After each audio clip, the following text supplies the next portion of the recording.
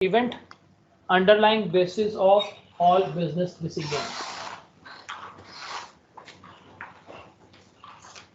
अब इसमें you want to increase the capacity of trains या पैसेंजर या freight, you forecast आने वाले दिनों में इतना बिजनेस आएगा, ML1 बनाएंगे, उस पे इतना बिजनेस आएगा, उसके लिए फिर आप आगे फर्दर फोरकास्ट करते हैं.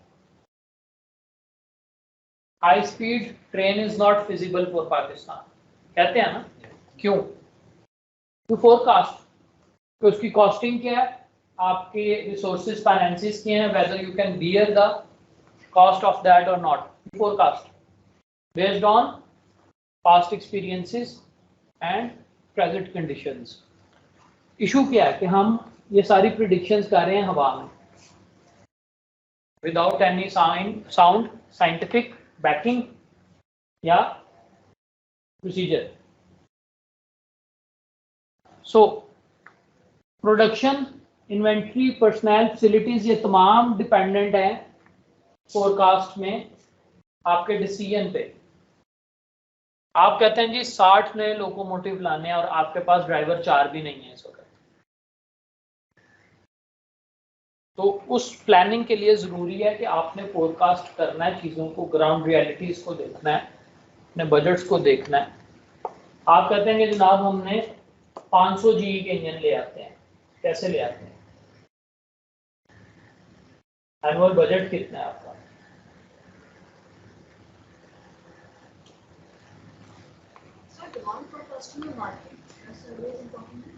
वो भी है, वो भी आएंगे भी. अब होता क्या है कि एक मैं गया था जब क्लब के इंटरव्यू में, तो वहाँ पे एक साहब बैठे थे, वो कहने लगे कि रेलवे के पास तो स्क्रैप ही इतना. मैंने आपके पुराने मिनिस्टर को कहा था कि ये सारा स्क्रैप बेचे तो रेल का खसारा खत्म हो जाता. First I tried to answer and then I said sir आप ठीक कह रहे हैं. अब इतने लोग रेलवे से एसोसिएटेड है आपकी मैनेजमेंट में, किसी को नहीं ये पता कि ये खसारा खत्म हो सकता है क्या नहीं स्क्रैप बेच के, और स्क्रैप की वर्थ कितनी है. We sell around 1 billion rupees scrap annually, और उसकी वर्थ 1.52 बिलियन मैक्सिमम आप कर सकते हैं. मैक्सिमम अगर आप जाते हैं तो it's not more than 2 billion. And railways incurring a loss of around 50 billion.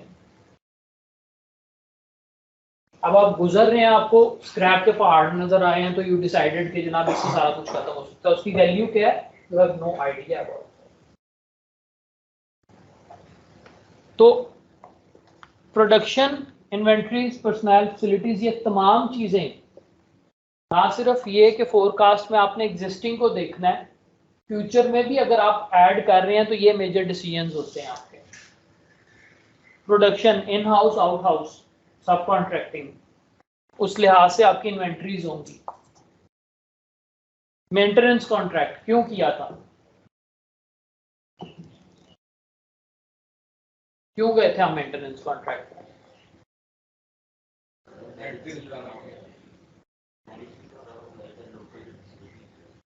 It was decided कि आपके पास एग्जिस्टिंग जो वर्कफोर्स है वो इसको उस लेवल पे मेंटेन नहीं कर सकती जो रिक्वायरमेंट है उनकी.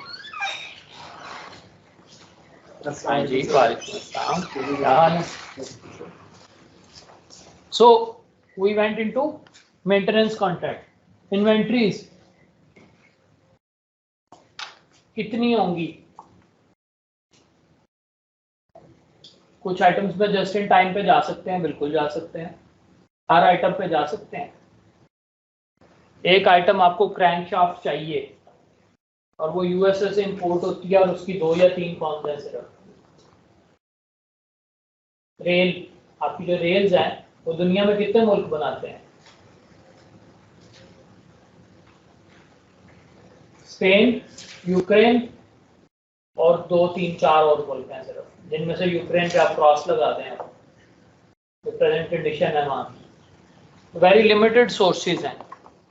इन्वेंट्री मेंटेन करनी है, किस आइटम की करनी है, कितनी करनी है. अब एक वैसे हमारा इंटरेस्टिंग फैक्ट ये है कि एक वेंडर मैनेज्ड इन्वेंट्री का भी एक कार है सिलसिला पीएसओ के साथ। उन्होंने कहा कि हम आपकी इन्वेंट्रीज हम मेंटेन करेंगे, आपकी फैसिलिटीज डेवलप करेंगे और हम मेंटेन करेंगे इन्वेंट्रीज आपके प्रेमिसेस पे। अपने स्टोरेज टैंक्स भी बनाएंगे और मेंटेन भी करेंगे and we will be responsible for any outage of fuel. आपके साथ दर्द खत्म फ्यूल की। हायरिंग, नए लोग चाहिए होंगे कि नहीं चाहिए होंगे? देन उनकी ट्रेनिंग्स है, अपग्रेडेशन है। अब 80s में जो इंजीनियर था ऑब्वियसली 2010 में उसको ईमेल का नहीं पता होगा अगर आप उसे अपग्रेड नहीं करेंगे। उसको मॉडर्न टेक्नोलॉजीज का नहीं पता होगा, वो इनोवेशन नहीं ला सकता, वो मैप नहीं कर सकता मॉडर्न कॉन्सेप्ट्स को। You need to continuously upgrade the human resource. You forecast the future requirements and you upgrade your staff.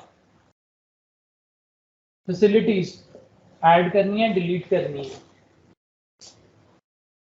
इस स्टेशन पे कम लोग हैं तो उस स्टॉप को ड्रॉप कर दिया जाता है, करते हैं। या फैसिलिटीज ऐड करनी है, यहाँ से आपको और पैसेंजर मिल सकता है। एक एग्जांपल है पैसेंजर की, इसके अलावा बहुत सारी हैं फैसिलिटीज। आप कोई स्टेशन नया बनाना चाह रहे हैं, वहाँ पे और फैसिलिटीज के इस स्टेशन पे रश ज़्यादा तो you need more benches, you need more water coolers, you need more janitorial staff, janitorial staff. So facilities demand for the supply जी demand for the supply करती भी है। एक चीज है डिपेंडेंट डिमांड, एक है इंडिपेंडेंट डिमांड। लास्ट जो हमने एग्रीगेट प्लान देखा था वो था डिपेंडेंट डिमांड। तो कुछ चीजों पे लेकिन सप्लाई पे एग्जैक्टली नहीं करती। लास्ट लेक्चर में आपको मैंने जो स्लाइड्स दी थी उसमें देखना, मैंने आपको बताया था कि डिमांड और सप्लाई को मैच करना होता है, दोनों को बैलेंस करना होता है। जब आपकी डिमांड ज़्यादा होगी और सप्लाई कम होगी, क्या होगा? लोग ऑल्टरनेट देखेंगे, उससे क्या होगा? डिमांड रिड्यूस हुई तो सप्लाई पर डिपेंडेंट हुई कि ना हुई?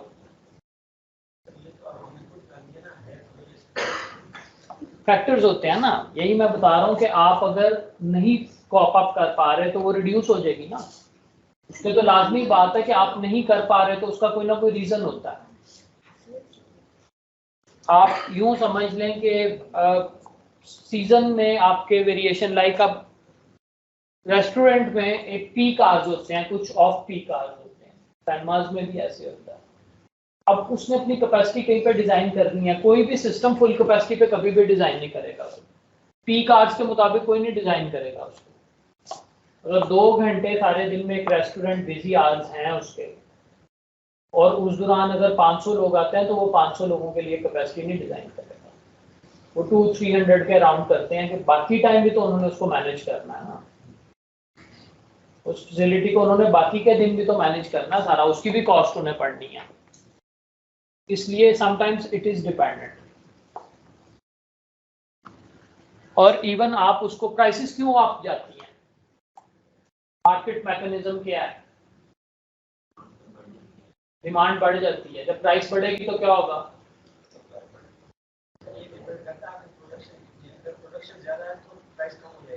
कंपनी खुद प्रोडक्शन अपनी लिमिटेड करती है जब उन्होंने प्राइस बढ़ानी है। डिमांड ज्यादा, सप्लाई कम होगी, as a result they reduce the demand to generate more profits. आज अगर गाड़ियां आपको आज की कल ही मिल जाएगी तो क्या होगा? प्राइस बढ़ा पाएंगे? बुकिंग टाइम, ये सारा कुछ क्यों है? डिमांड को रिड्यूस करने के लिए प्राइस अप की जाती है, डिमांड को रिड्यूस करने के लिए। टेक्निक्स हैं ये, और भी हैं। हमारे केस में हमारे पास कॉस्ट है जो रहेगी ही रहेगी, चाहे 1 ट्रेन चलाएं या 5 ट्रेन चलाएं। इसलिए हम जितनी ज़्यादा ट्रेन चलाएंगे, जितनी डिमांड को पूरी सप्लाई मैच करेंगे, उतना ही हमारा फायदा है। एग्री करते हैं सारे? सब एग्री करते हैं?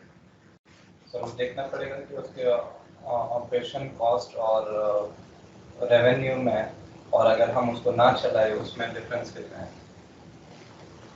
आपका रोलिंग स्टॉक और ट्रैक वियर एंड टियर होगी। एक ट्रेन चलती है और 100 ट्रेनें चलती हैं, एक जितनी वियर एंड टियर होगी, एक जितनी रिप्लेसमेंट्स रिक्वायर्ड होंगी। सर 100 ट्रेनें चलेंगी तो रेवेन्यू भी ज्यादा जनरेट होगा क्योंकि डिमांड इसलिए। अभी हम रेवेन्यू की बात नहीं कर रहे हैं, हम बात कर रहे हैं कि फोरकास्ट कर रहे हैं कि डिमांड जो है उसको फोरकास्ट कर रहे हैं कि डिमांड क्या है और उसका इम्पैक्ट क्या आएगा।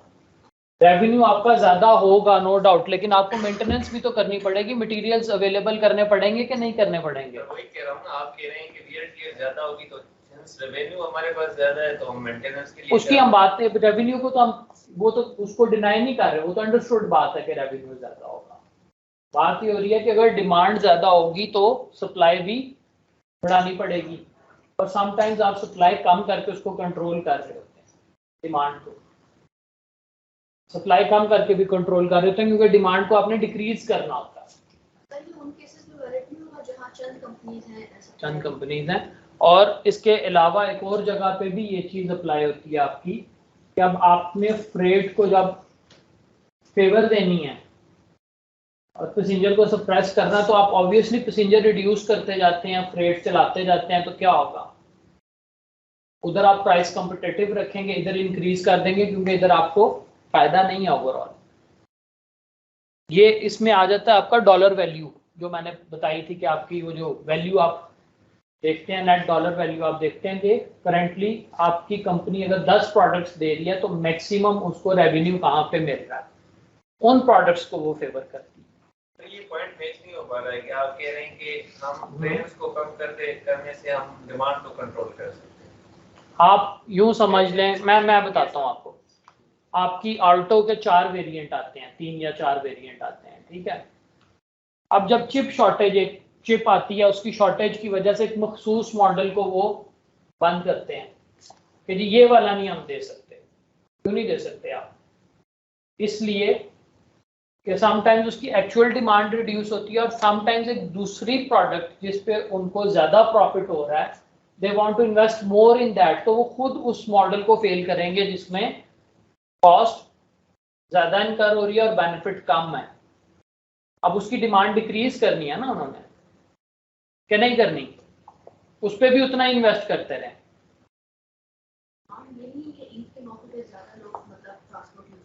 बिल्कुल, जब हम ट्रेन के टिकट बढ़ा देते हैं, लोग ट्रेन के बजाय क्यों जाए वो अपने 32 आवर्स या 24 आवर्स लगा के वो क्यों जाए, वो बाय एयर क्यों ना चले जाए? तो हमारी डिमांड तो खत्म नहीं होगी, हमारी सेल्स खत्म हो जाएगी। बिल्कुल है, इसमें लॉस सेल्स भी आ जाती हैं। फिर आपकी आप लॉस सेल्स आप क्योंकि कॉप अप नहीं कर सकते, उसको प्राइस को आप एक लिमिट तक बढ़ाते हैं जिसमें आपका कुछ पैसेंजर रिड्यूस होता है, फुली रिड्यूस आपने एलिमिनेट नहीं करना उसे, आपने डिमांड को कंट्रोल करना है। आपकी सेल क्यों लगती है? सेल क्यों लगती है? सेल्स बढ़ाने के लिए, डिमांड को इंक्रीज करने के लिए। बाय 1 गेट 1 फ्री 50% ऑफ पे दे रहे हैं, क्यों दे रहे हैं आप? सेल्स को बढ़ाने के लिए। तो सेल्स को रिड्यूस करने के लिए क्या करेंगे? प्राइस बढ़ा देंगे। वाइस वर्सा है ना, सीधी सी बात है। अगर वो अल्टरनेट पे जाते हैं, फिर आप पुश करते हैं अल्टरनेट पे खुद भी, उसके कुछ ड्रॉबैक्स भी होते हैं। हर जो आपकी स्ट्रेटजी है उसमें कुछ पॉजिटिव इम्पैक्ट आएंगे, कुछ नेगेटिव इम्पैक्ट आएंगे, उसके ड्रॉबैक्स भी हैं तो लोग अल्टरनेट पे चले जाते हैं। This is one of the drawback. Sir in case of railways why we are reducing the demand, हम कर ये इंटेंट कर क्यों रहे हैं? वो तो हमें फायदा देगी ये डिमांड। आप असल में एक ओवरऑल ऑर्गेनाइजेशनल डिमांड को ना देखें। मैं आपको यूं समझाता हूं कि आपके लाहौर टू पिंडी, लाहौर टू कराची, ये रूट्स मोर प्रॉफिटेबल हैं, ठीक है। अब आपको एक बंदा कहता है जी लाला मूसा से लेके पिंडी तक की गाड़ी चलाएं, इस पे भी उतनी रिसोर्स लगनी है, इस पे भी उतनी रिसोर्स लगनी है। डिमांड कहाँ पे है? डिमांड तो यहाँ पे भी होगी, कुछ ना कुछ लोग तो जा रहे होंगे, लेकिन इसको आप डिस्करेज करेंगे, इसको इनकरेज करेंगे क्या नहीं? प्रॉफिट है। एग्जैक्टली तो ये आप ओवरऑल ऑर्गेनाइजेशन के लिहाज से ना देखें। रेलवेज को इसका नुकसान नहीं होगा? अच्छा, अब रेलवेज में एक और भी चीज आ जाती है। आपके जो रेलवेज का जो इशू है उसमें अब आपकी कैपेसिटी है इस वक्त लिमिटेड, आपने अपनी ग्राउंड रियलिटी भी देखनी है। एक चीज है रेलेबल कमोडिटी, जो फिजिबल है रेल पे जाना ज्यादा। अब आप पैसेंजर कैरी करते हैं, दूसरी ऑप्शन क्या है कि आप फ्रेट कैरी करते हैं, तीसरी ऑप्शन क्या है कि रेलेबल कमोडिटी आप जो जा ही सिर्फ रेल पे सकती है। ठीक है, अब आपका मैक्सिमम स्ट्रेंथ कहाँ पे आपकी, इस जगह पे, और फोकस आप कर रहे हो यहाँ पे, वही रिसोर्स होंगी ना, रिसोर्स तो उतनी है। ऑप्शंस आपने देखनी है ना कि उसको कैसे एक्सप्लॉइट कर सकते हैं for the organisational benefit. Clear हुआ कि नहीं अभी भी? कि आपने देखना है कि आप मैक्सिमम जहां पे आपकी स्ट्रेंथ है उसको छोड़ के आप दूसरी जगह पे अगर इन्वेस्ट करना शुरू हो जाएंगे तो ऑब्वियसली यहाँ पे आप थोड़ा बहुत तो इन्वेस्ट कर सकते हैं, मुझे पैसेंजर भी चाहिए थोड़ा बहुत, लेकिन अगर आप फुली उस पर रिलायंस ले जाएंगे तो हेल्दी मिक्स नहीं होगा वो। आपने ऑप्टिमल मिक्स देखना है। अब फोरकास्ट आप करते हैं 3 टाइम होराइजन पे, short term, mid range and long term. Short term up to 1 year, generally less than 3 months. Day to day, अब आपको एक चीज कल चाहिए, परसों चाहिए, मंथली आउटर्न है कि इतनी कैरेजेस, इतनी वैगन्स निकालनी है, इतने लोकोमोटिव्स पीओएच के लिए आने या रिपेयर होने या ठीक होने, उनकी ओवरऑलिंग होनी है। उसके लिए आप देखेंगे कि क्या आइटम्स रिक्वायर्ड है। Same is the case with medium range, सिर्फ टाइम होराइजन का फर्क है। यहाँ पे ऐसे एंड ओपी आता है आपका सेल्स एंड ऑपरेशनल प्लान, जो हमने लास्ट टाइम पढ़ा था। यहाँ पे ये वाली चीजें फोरकास्ट होती हैं। और लास्टली लॉन्ग रेंज फोरकास्ट, इसमें आपके कैपेसिटी इश्यूज आते हैं, कैपिटल इन्वेस्टमेंट, नई हाई कैपेसिटी वैगन्स चाहिए, हॉपर वैगन्स चाहिए, लोकोमोटिव्स चाहिए, नया ट्रैक बिछाना है, ईआरस रिमूव करनी है। Long range planning based on cost benefit analysis. जी कंफ्यूजन है अभी भी? लग रही है थोड़ी बहुत? क्लियर है? डिमांड को डिक्रीज करना जो है ना वो यूं आप देख लें कि आपकी बिजली है, महंगी हो रही है, ये और भी महंगी होती जाएगी। क्यों होती जाएगी? डिमांड है। जब डिमांड है, उनको पता है कि लोगों के पास ऑल्टरनेट नहीं है, तो वो महंगी होती जाती है product. When there are lesser और नो ऑल्टरनेट्स, वो चीजें महंगी होती है। या तो फिर प्राइस को कोरिलेट करें ना इन दो चीजों। प्राइस मैं बता तो रहा हूँ, प्राइस कम करेंगे तो डिमांड इंक्रीज होगी वो। एग्जैक्टली। और एक है कि अल्टरनेटिव की तरह देते हैं, जैसे रेलवेज है, हमने क्या उसका नाम अपनी ट्रेन छोड़ी थी, उसकी वजह से सारी शिफ्ट हुई बसेस पे। बसेस का वो जब बसेस ज़्यादा चलनी शुरू होगी, अब बस रोड की तरफ फोकस ज़्यादा हो गया, मोटरवेज बननी शुरू होगी और आहिस्ता आहिस्ता जो है रेलवे स्पीड निकलनी शुरू होगी। अच्छा, ये ऐसा नहीं है, इसमें थोड़ी सी मिसकॉन्सेप्शन है। ये इसमें हमारा इतना रोल नहीं है, कुछ आपके पॉलिसी डिसीजंस होते हैं। ओवरऑल आपने रोड को प्रमोट किया है, एज अ कंट्री डिसीजन आपने रोड को प्रमोट किया है, इंस्टेड ऑफ रेलवेज रोड को प्रमोट किया गया है। क्या आप रोड्स का बजट देख लें, एनुअल बजट्स देख लें, बाकी चीजें देख लें। वो भी तो ऑर्गेनाइजेशन ही है ना जिसने प्रमोट किया है। ये स्टेट डिसीजंस भी होते हैं, कुछ आपके पॉलिसी डिसीजंस होते हैं। आप ऑर्गेनाइजेशनली ये डिसाइड नहीं कर सकते थे, रेलवेज खुद से तो डिसाइड नहीं कर सकती ना। इवन आप ये नहीं डिसाइड कर सकते कि आप अपना लैंड कमर्शियली यूज नहीं कर सकते। जैसे फ्रेट असर को हमने किस तरह यूज कर दिया, फ्रेट भी तो हमने सारा यूज कर दिया, अब वो भी स्टेट की ये ऑर्गेनाइजेशनल फेलियर है। ऑर्गेनाइजेशनल फेलियर नहीं, एक पैराडाइम शिफ्ट होता है आपका। एक डिसीजन लिया जाता है कि आपने पैसेंजर्स को फैसिलिटेट करना है। गवर्नमेंट कहती है कि आपने पैसेंजर्स को फैसिलिटेट करना है। अब आप उसमें क्या कहेंगे? मैं नहीं करूंगा, यू आर बाउंड टू। तो फ्रेट आपने लूज कर दिया, कस्टमर लूज कर दिए, क्योंकि आप प्योरली बिजनेस एंटिटी के तौर पे रन नहीं हो रहे। सर तो फिर तो वो ये भी ना कहे ना कि आप लॉस में जा रहे हैं, अगर आप हमें एज अ वेलफेयर इस्तेमाल कर रहे हैं तो फिर दे सब्सिडी दें। अच्छा, वैसे इससे भी मेरा इख्तिलाफ है कि रेल की देखें दो चीज़ें, एक चीज़ ये है कि सब्सिडी आपकी ड्यू टू इनएफिशिएंसीज है, वो नहीं होनी चाहिए, वो रिमूव होनी चाहिए। इनएफिशिएंसीज जहाँ पे इम्प्रूवमेंट आ सकती है उसको इम्प्रूव होना चाहिए, उन चीज़ों को ठीक होना चाहिए। दूसरी चीज़ ये है कि सब्सिडी आपकी ये अभी तक मुझे नहीं समझ आई कि ये बड़ा एक बेसिक सा कॉन्सेप्ट है कि the biggest import of Pakistan this year is oil alone. $20 billion का आप ऑयल इंपोर्ट कर रहे हैं, वहाँ पे 50 बिलियन रुपीस की सब्सिडी आपके लिए इशू बनी हुई है, जहाँ पे आप $20 बिलियन का ऑयल सिर्फ इंपोर्ट कर रहे हैं। तो reliance on railways will mean in laser imports of oil, lesser environmental disaster, lesser accidents, number of accident सबसे कम आपके रेलवेज पे हैं। सर ये क्या हम नहीं कन्वे कर पा रहे हैं, वो कंसीव नहीं कर पा रहे इस चीज को? शॉर्ट टर्म आपको ये एक लॉन्ग टर्म एक बस एक माइंडसेट है कि आपने एक प्रोजेक्ट जब हो रहा है कि जी लॉस है लॉस है लॉस है, बस फिर वो उसी में सारे लोग, क्योंकि बुराई को ज़्यादा पसंद किया जाता है यहाँ पे, पॉजिटिव बात हमें पसंद नहीं उसका इतना फ़र्क नहीं पड़ता। उसमें भी देखें अगर रेल कमोडिटीज़ चलेंगी तो वहाँ पे भी बेनिफिट्स ले सकते हैं जिन्होंने लेना है, वो इंटरेस्ट इधर भी आ सकते हैं। खैर 3 टाइम होराइजन आपके हैं, इसमें आपके प्रोडक्शन प्लानिंग फैसिलिटीज कहाँ पे होंगी, कोई फैसिलिटी इंप्रूव करनी है, ऐड करनी है, डिलीट करनी है, ये चीजें आ जाती हैं। जी सर ये एक तरह से हम भी कर सकते हैं, जैसे हम रोड के बजाय रेल का जो किराया बिल्कुल कम कर दें ट्रेन का, तो ऑटोमेटिकली डिमांड जो हमारे पास आ जाएगी, बिल्कुल आ जाएगी। तो अरे गवर्नमेंट की पॉलिसी कोई और हो, हम उसको अपनी तरफ अट्रैक्ट कर देंगे। कर सकते हैं, बिल्कुल कर सकते हैं, लेकिन आपने अपनी कॉस्ट भी तो कवर करनी है।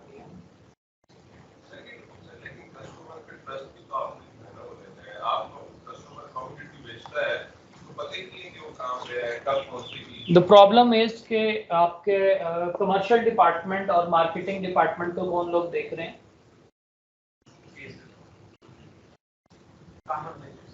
और मार्केटिंग और कमर्शियल का काम क्या होता है? सर प्लीज मेरी प्रोडक्ट ले लें, प्लीज वर्ड नहीं, you have to bring in business.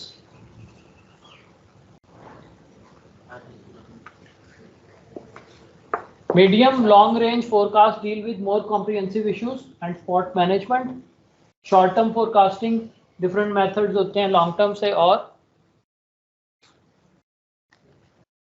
अब आपकी stages different होती हैं। Product life cycle में आपका introduction phase है, 4 stages हैं product life cycle में। किसी भी product की life में first you introduce the product, then growth, then maturity and finally decline। VCR अब नजर आता है कहीं?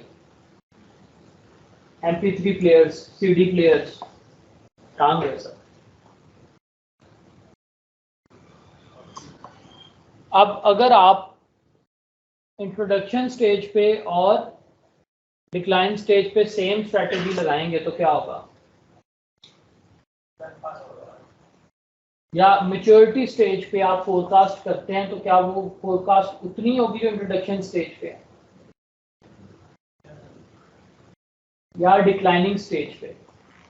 अब ये आपकी फोरकास्ट में शामिल नहीं था, ये मैंने इसमें डाला है फोरकास्ट में। क्यों? ये बड़ा एक इम्पॉर्टेंट इशू है कि आप लोग जब फोरकास्ट कर रहे होते हैं कंज्यूमर्स, तो वो ये फेजेस भूल जाते हैं कि हम किस फेज में हैं इस वक्त। इंजन डिक्लाइन हो रहे हैं, खत्म हो रहे हैं, आपने डिसाइड किया कि इन इंजन को हमने मजीद यूज नहीं करना, इन्वेंट्रीज आप उसकी उसी तरह से बिल्डअप करते जा रहे हैं।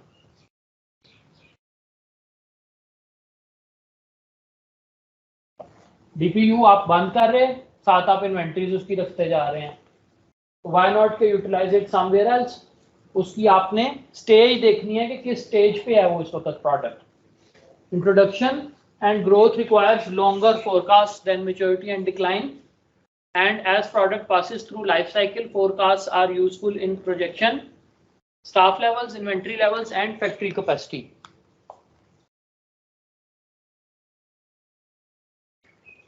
सबसे पहले इंट्रोडक्शन स्टेज देखते हैं। Best period to increase market share, आप इंसेंटिव्स देते हैं, नई ट्रेन चली है, अखबार में भी ऐड आएगा, आप लोगों को बुलाते हैं, तो डिफरेंट आप इंसेंटिव्स देते हैं। अब यहाँ पे R&D क्रिटिकल है, आप दूसरे मॉडल्स को फॉलो, जिसको मर्जी फॉलो करें, लेकिन आपको एक डिजाइन बनाना पड़ेगा। यहाँ पे आपने इन्वेस्ट करना है, एक नया प्रोडक्ट लॉन्च करना है, यहाँ पे आपके R&D और दूसरी चीज मार्केट शेयर इंक्रीज करना है। सेकेंड स्टेज ग्रोथ स्टेज में प्रैक्टिकल टू चेंज प्राइसेस और क्वालिटी इमेज, अब आप इसको स्ट्रेंथन करना शुरू कर देते हैं प्रोडक्ट, ग्रोथ स्टेज है उसकी।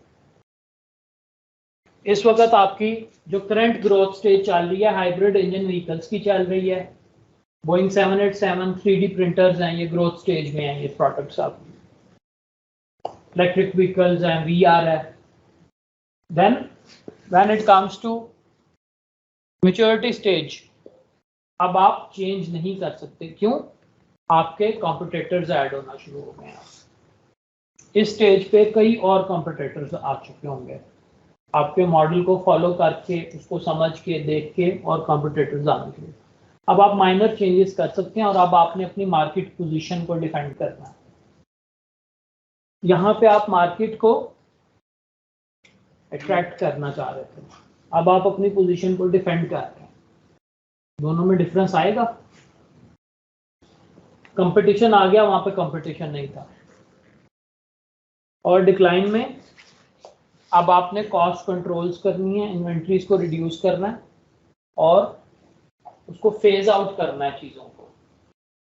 सबसे बड़ा प्रॉब्लम है यहाँ पे हमारा कि हम फेज आउट नहीं कर पाते चीज़ों को। कंपटीशन तो इंट्रोड्यूस करते वक्त भी हो सकता है,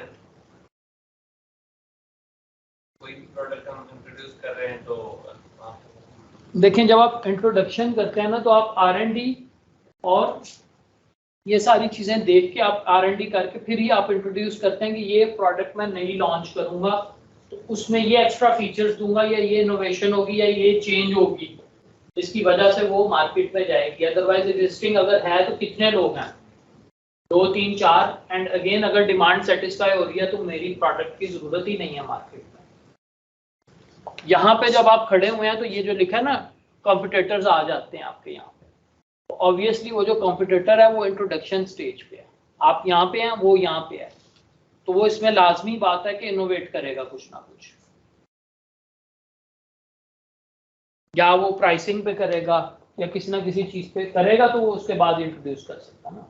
लेकिन अगेन आप इस स्टेज पे अब आप डिफेंड कर रहे हैं मार्केट पोजीशन को, और जो इंट्रोड्यूस कर रहा है वो इस स्टेज पे है, आपकी और उसकी स्ट्रेटेजी डिफरेंट होगी।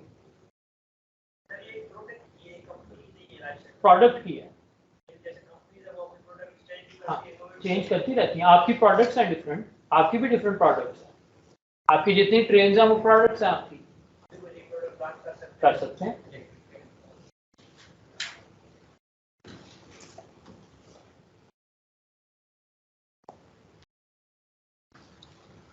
Product design and development critical होती है यहाँ पे आपकी फर्स्ट स्टेज पे। Frequent product and process design changes होते हैं, ये सारे आपके बताया कि डिफरेंट स्ट्रेटजीज जो आपको यूटिलाइज करनी है आपने डिफरेंट स्टेजेस पे।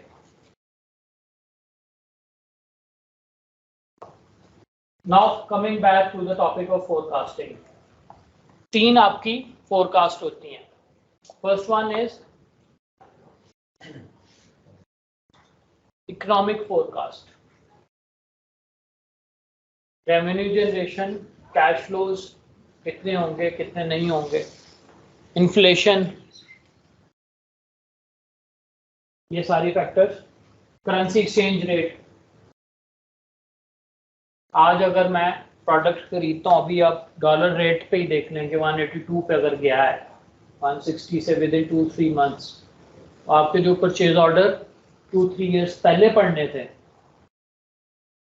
2-3 मंथ्स पहले पढ़ जाते अगर उनकी एलसीज ओपन हो जाती तो किस रेट पे होनी थी और अब किस रेट पे होनी। एक्सचेंज रेट नीचे जाएगा आगे, फोरकास्ट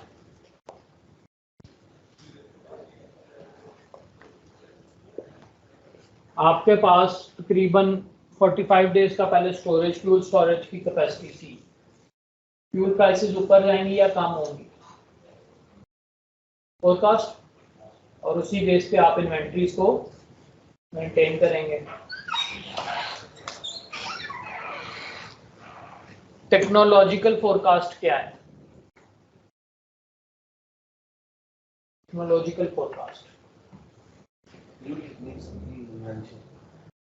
या डिक्लाइन या इंट्रोडक्शन ऑफ न्यू टेक्निक्स। ये नई एक डेवलपमेंट आई है तो उसको हमने इंट्रोड्यूस करना है। रेलवेज में भी आपके जिस तरह से अब ऐप लॉन्च हो चुकी है, इस तरह से डिफरेंट चीज़ें आप उनको टेक्नोलॉजिकल या पैराडाइम शिफ्ट भी कह सकते हैं कि आपने करना है या नहीं करना। इलेक्ट्रिक का आया था locomotive, whether we want to shift on that or not. Then sir adoption किस तरह हम लेंगे, मतलब टेक्नोलॉजी जो है हर 5 साल बाद चेंज हो जाती है, हमारी रेलवेज में उसमें थोड़ा टाइम लग जाता है। रेलवेज में 5 साल बाद नहीं होती। आपके पहले थी टेक्नोलॉजी डीजल लोकोमोटिव, स्टीम से डीजल का पूरा वर्ल्ड ओवर एक शिफ्ट आया था डीजल के बाद इलेक्ट्रिक आया, तकरीबन 70s में, वर्ल्ड ओवर 60s-70s में इलेक्ट्रिक आया था, और अभी भी ज़्यादातर दुनिया में इलेक्ट्रिक लोकोमोटिव ही यूज हो रहे हैं।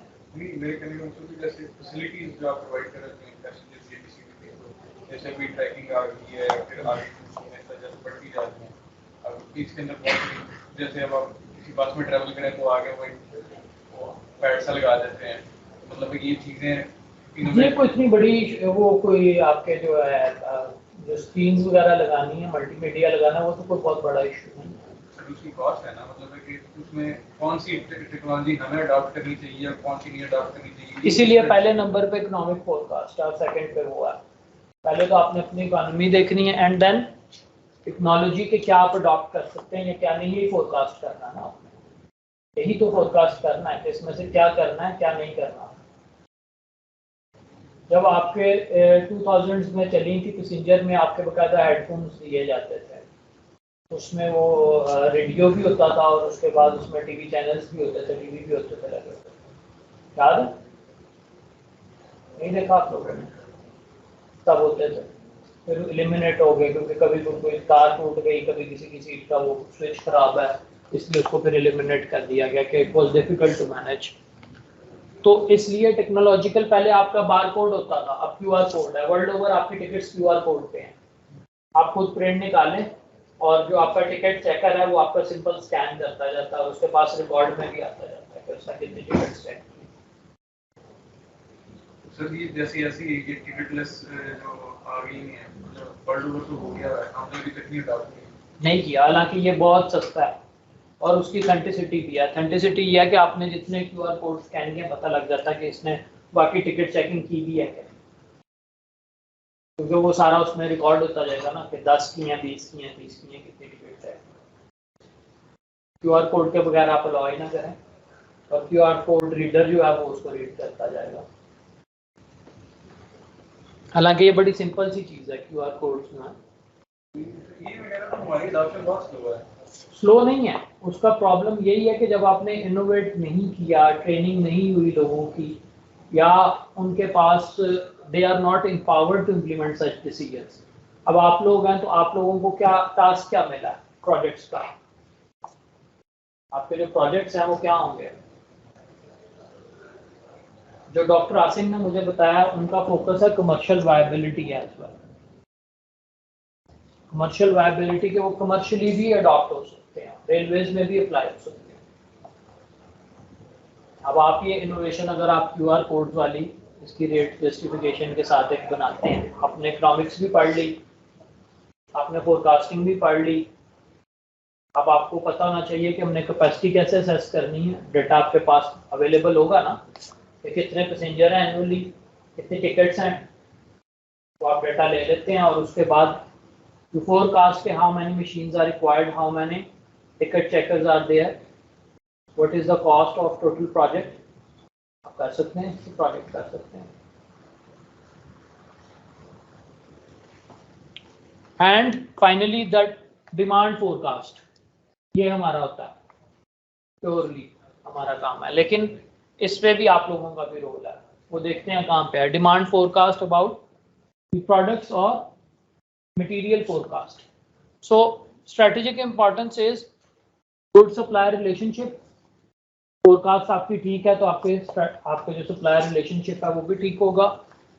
Then innovation, cost and speed to market, ये चीज़ें आप इम्प्लीमेंट कर सकते हैं सिर्फ अगर आपकी फोरकास्ट ठीक होगी तो। आपकी फोरकास्ट भी ठीक नहीं है, किस वक्त क्या रिक्वायर्ड है यही नहीं पता, क्या होगा, disaster. Human resource, hiring, trainings, ले ऑफ्स किस टाइम करवानी है? अब आप ट्रेन के बुकिंग स्टाफ की ईद के दिनों में, यानी कि जो पीक डेज हैं उसमें आप उनकी ट्रेनिंग रख दें, इसलिए you forecast and the timing is also important कि किस वक्त करना है उसको आपने। Capacity, how much capacity you are adding, जब अगेन जैसे क्यूआर कोड की बात हुई है, अगर आप प्रोजेक्ट बनाते हैं तो उसमें कैपेसिटी भी डिफाइन करेंगे ना। ईवीएम का क्या मसला था? इलेक्शन कमीशन ने डिफाइन किया कि इसके लिए इतने बिलियन, 70 के पता नहीं कितने 100 बिलियन से ज़्यादा हमें चाहिए rupees in order to buy these machines, और बैकअप भी चाहिए। अगर एक मशीन ख़राब हो तो ये तो नहीं कर सकते कि आप बैठ जाए इंतज़ार करें, वो तो आपका वो पोलिंग स्टेशन आपका डेड हो गया ना, तो उसकी कॉस्ट है, उसकी कॉस्टिंग भी तो करनी है आपने। कैपेसिटी डिसीजंस की क्या रिक्वायरमेंट भी है, लोगों की ट्रेनिंग, सारा कुछ हो जाएगा पॉसिबल इस टाइम फ्रेम में। अब फोरकास्टिंग में 7 स्टेप्स हैं। The first one is you determine the use of the forecast, कहाँ पे यूज करनी है, किस मकसद के लिए यूज करनी है। हाउ मेनी आइटम्स, और you select the items to be forecasted. Then the third step will be you determine the time horizon of the forecast. 1 माह के लिए, 2 माह के लिए, 1 साल के लिए, कितने साल के लिए कर रहे हैं forecast. The next step is you select the forecasting models. Different models हैं, अभी आगे देखते हैं कि कौन सा मॉडल मैंने अप्लाई करना है। Then you gather the data that is needed to make the forecast. Data क्या required है? And lastly to make the forecast, खत्म हो गया काम। 7th स्टेप क्या है? Validate and implement the results, उसको फिर आप रिपीटेडली चेक भी करते रहते हैं। सो सबसे बड़ी बात जो फोरकास्ट किया कि ये इसके कहते हैं कि the famous, there is a famous saying that the forecast are always wrong, लेकिन फिर भी करते हैं। Any idea?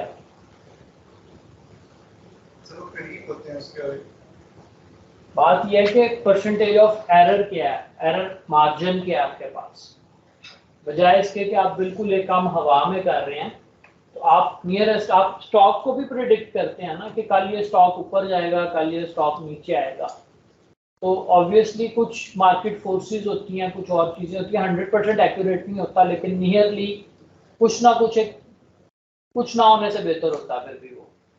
तो इसलिए you forecast but they are seldom perfect, unpredictable outside factors may impact the forecast. Unpredictable factors क्या हैं? आपके पास एक मशीन है, वो ब्रेक डाउन हो गई है और 3 माह लग गए उसकी रिपेयरिंग में, तो 3 माह उसने आउटटर्न नहीं दिया, अब वो सप्लाई पड़ी रहेगी। अब हम कहेंगे कि इसकी यूटिलाइजेशन ही नहीं है, या 1 साल आपको रिपेयरिंग का लगा है उसमें, हम कहते हैं कि लास्ट ईयर इसकी रिक्वायरमेंट नहीं थी, तो अब आप क्यों मटीरियल लेना चाह रहे हैं, ये तो अब रिक्वायर्ड ही नहीं है। एज अ रिजल्ट पूरा आपका सर्कल डिस्टर्ब हो जाता है। अमूमन इसी चीज़ पे बात हो रही होती है कि हमारी ये पीरियोडिक मेंटेनेंस थी आफ्टर 6 मंथ्स, मंथली हम नहीं कर रहे होते हर चीज़ की मेंटेनेंस, किसी की ईयरली होगी, इसलिए वो सेपरेट चीज़ें होती हैं डिफरेंट आपकी। देन उसके बाद किसी ना किसी रीज़न से आपकी 10 चीज़ें पड़ी हुई थी, 2 नहीं है, उसकी वजह से एक प्रोडक्ट नहीं बन सकी टाइमली, तो वो 10 भी फालतू पड़ी रही। अब 1 साल बाद आप उसकी कलेक्टिव डिमांड देते हैं तो वो कहते हैं जी आपने 10 माह तो ली नहीं, अब आपको हम कलेक्टिव क्यों दें, ये इशू आता है। उसके बाद एक और इशू आता है कि कुछ चीज़ें बैच प्रोडक्शन में होती हैं। अगर आप बुक्स प्रिंट कर रहे हैं, गेट पास की बुक्स हैं, तो वो ऑब्वियसली आपने इकट्ठी प्रिंट करनी है। अब उसका जो रॉ मटेरियल है वो एक दफ़ा में असाइन होना है, वो किस्तों में असाइन नहीं हो सकता। अगर आप मंथली बेसिस पे उसको लेके चलेंगे, एएमसी जिसको हम बोलते हैं, एवरेज मंथली कंजम्पशन, तो कुछ चीज़ें इलॉजिकल भी होती हैं जिनको आपने लॉजिकली करेक्ट करना होता है। कि पूरे साल की आपने प्रिंटिंग एक दफ़ा करनी है बुक्स की, अदरवाइज आप बार बार स्विच नहीं कर सकते कि अभी ये 10 बुक्स छाप ली हैं, उसके बाद दूसरी जॉब लगाऊंगा, उसके बाद 3 दिन बाद फिर वो बुक्स प्रिंट करूंगा, ऐसा नहीं होगा। इसलिए it changes from product to product. Most techniques assume an underlying stability in the system. आपकी assumption, बेसिक assumption ये है कि सिस्टम स्टेबल है, डिसरप्शंस नहीं है या कम है, and the product family and aggregated forecast are more accurate than individual product forecast. 2 तरह के मेथड होंगे, क्वालिटेटिव एंड क्वांटिटेटिव। क्वालिटेटिव का भी यूज करेंगे,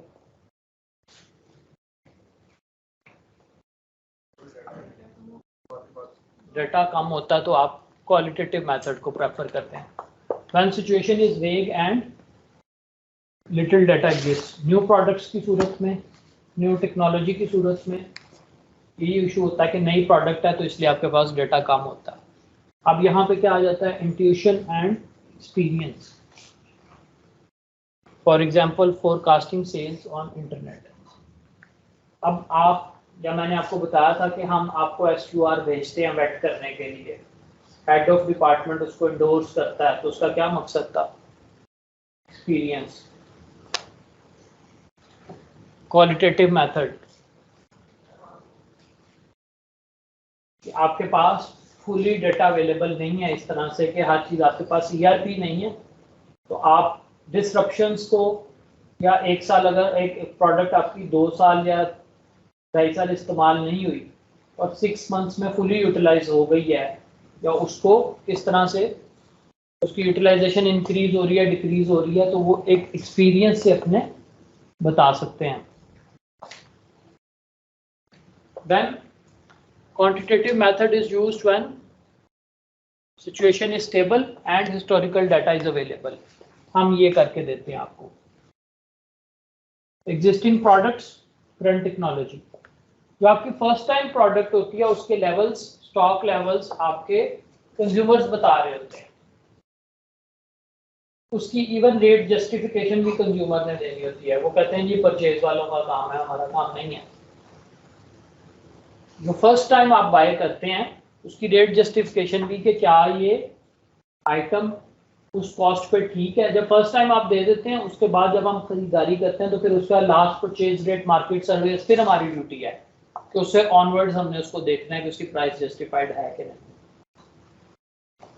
लेकिन फर्स्ट टाइम क्योंकि आप नहीं बता सकते कि किसी प्रोडक्ट की कॉस्ट क्या है, उसका कॉस्टिंग मैकेनिज्म होता है वो, तो उसमें machining, tooling, raw material cost, उसके बाद प्रॉफिट, सारी आइटम्स को ऐड करेंगे तो क्या उसकी कॉस्ट बननी चाहिए, वो भी एक अलग पूरा सिनेरियो है कि आप किस तरह से कॉस्टिंग करते हैं किसी भी नई प्रोडक्ट की। So it involves mathematical techniques, for example forecasting sales of colour television. ये मैथमेटिकल टेक्निक्स कुछ देखेंगे। अब क्वालिटेटिव में आपके 4 मेथड बताए हुए हैं। First one is jury of executive opinions, pool opinion of high level experts, sometimes augmented by statistical models. अब एक बंदा नहीं कर रहा होता, आपका जो चीफ है वो इंडिविजुअली आपके एक एक बंदे से पूछता है, जो जो उसका कंज्यूमर होगा उसके अंडर DMEs होंगे या वर्क्स मैनेजर होंगे, उनसे वो पूछता है कि तुम्हारी क्या डिमांड है, तुम्हें ये प्रोडक्ट चाहिए, उसके बाद वो उनको फाइनलाइज करता है। प्रिंसिपली करता है या नहीं ये उन्हीं को पता होगा, लेकिन प्रिंसिपली ये होता ही हुआ है. Then Delphi method, again panel of experts and you query raise queries iteratively, बार बार पूछते हैं आप उनसे. सेल्स फोर्स कंपोजिट, अब इसमें क्या है कि आपकी सेल्स पर्सन एवेल्युएट करते हैं मार्केट डिमांड्स को और उसके मुताबिक एक रिपोर्ट जनरेट कर देते हैं. And the last one is you ask the customer directly, उससे आप लेते हैं फीडबैक लेते हैं.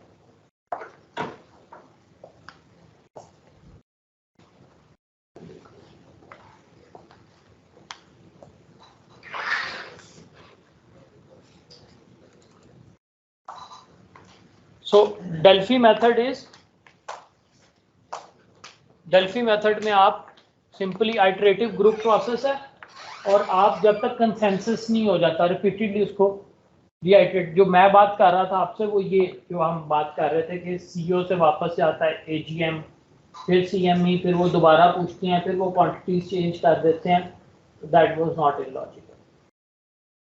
उसमें टाइम ज़ाया होता है. क्यों होता है? क्योंकि आपके पास अगर आप ऑनलाइन फाइल्स मूव करना शुरू कर दें, डायरेक्टली सामने आना, टेक्नोलॉजिकल एडवांसमेंट ये है कि आप ईआरपी के जरिए उसको मैनेज कर रहे हैं, लेकिन वो एक लॉजिकल मेथड है. रीजन बिहाइंड कि आपके पास सबसे बड़ा फंड्स कंस्ट्रेंट है, उसमें बेस्ट ऑप्टिमल मिक्स देखना है. हर वक्त वो ये देखता रहता है, सर्च करता रहता है डिसरप्शन ना आए मेरे पास.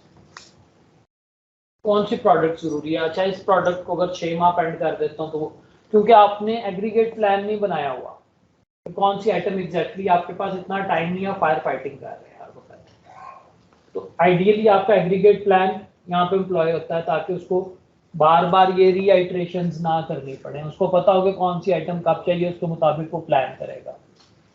लेकिन प्रैक्टिकली ऐसा नहीं होता. एज अ रिजल्ट उसको बार बार आइटरेटिवली डिसाइड करना पड़ता है कि क्या आइटम्स रिक्वायर्ड हैं. You valuate response, then you again ask for response. अच्छा, अगर आपको अगले दिन फिर फोन आ जाएगा, अच्छा तुमने 10 मांगी थी, अगर तुम्हें 5 दे दूं तो चला लोगे काम? होता ना ऐसा? क्यों होता है? क्योंकि आप उसके पास और भी डिमांड आई होगी कि आपने ये भी चीज़ खरीदनी है, बजट उसके पास लिमिटेड है, फिर वो ट्रेड ऑफ कर रहा होता है उस वक्त. अगर इस प्रोडक्ट की जगह ये ले लूँ, इस प्रोडक्ट की जगह ये ले लूँ, तो किस तरह से मैनेज होगा. So sales force composite is your each salesman project his or her sales, then you combine it and then further aggregate it. लेकिन overly optimistic किस वजह से? My first lecture किस वजह से overly optimistic क्यों होती है? तो मैंने एक बात बताई थी आपको, भूल गई है? किसी को भी नहीं याद? एनीवन? क्यों ये ओवरली ऑप्टिमिस्टिक होती है? सर हम उसमें कोई वेरिएबल्स में और कोई इंट्रोड्यूस करा रहे हैं तो सर इंट्रोडक्शन के लिए पहले सब कुछ अच्छा दिखाएंगे तब भी इंट्रोड्यूस करो. ओवरली ऑप्टिमिस्टिक की बात हो रही है. सेल्स फोर्स जो आपको रिस्पॉन्ड कर रही होती है वो ओवरली ऑप्टिमिस्टिक क्यों होती है? सर आपने कहा था कि वो डिमांड को हम खुद ही वो करते हैं, सेल्स को फुल बे परफेक्ट मैंने आपको बताया था.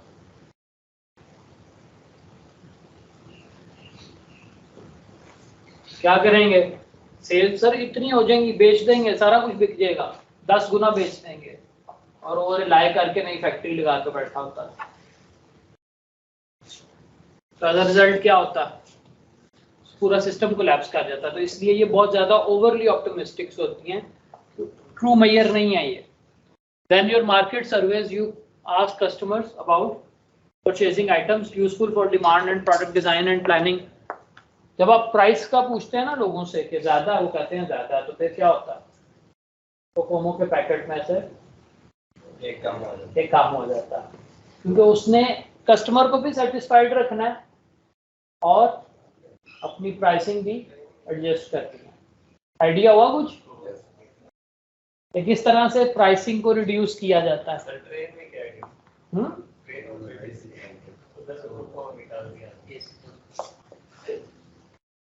एसी बंद हो जाएगा, ऑफिस सस्पेंड हो जाएगा। नहीं उससे पहले दोबारा चल जाएगा।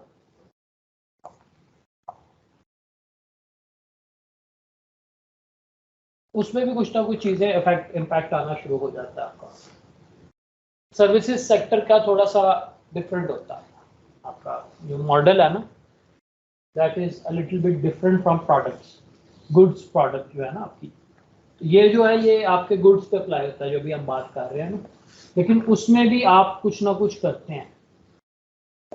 फॉर एग्जाम्पल आप खाना दे रहे थे, आपने खाना रिड्यूस कर दिया, एलिमिनेट कर दिया, जी खाना नहीं मिला करेगा, फर्क पड़ गया।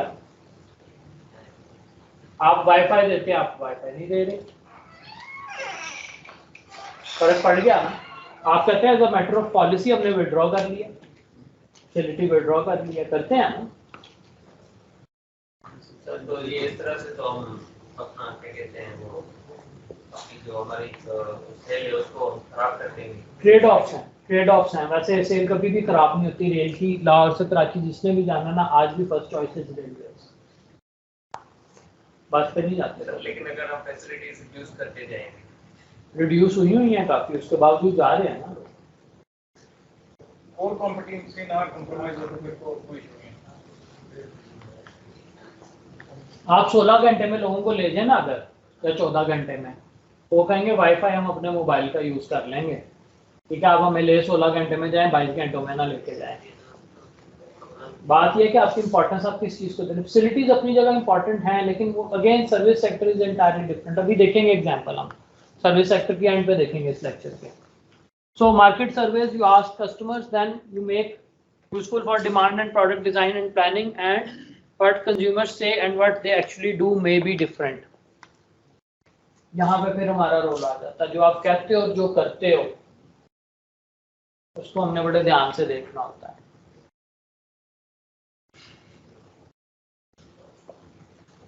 अब देयर वाज अ केस के फ्यूल इंजेक्टर्स चाहिए, फ्यूल इंजेक्टर नहीं थे, that was about distributor wall.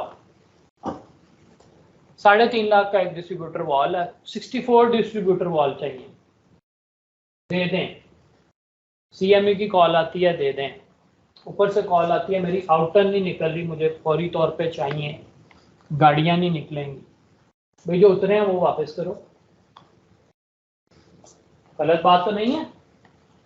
जो उतरे हैं वो वापस करो, नए ले लो। उनका क्या ताल्लुक है, वो मिल जाएंगे जब आपको जब फारिग होंगे दे देंगे। आप ये तो देना, पहले वापस करें फिर मिलेंगे नए। अब अल्टीमेटली उसकी एफआईआर कटती है और पता लगता है कि 64 डिस्ट्रीब्यूटर वॉल लाइन पे चोरी हो चुके हैं।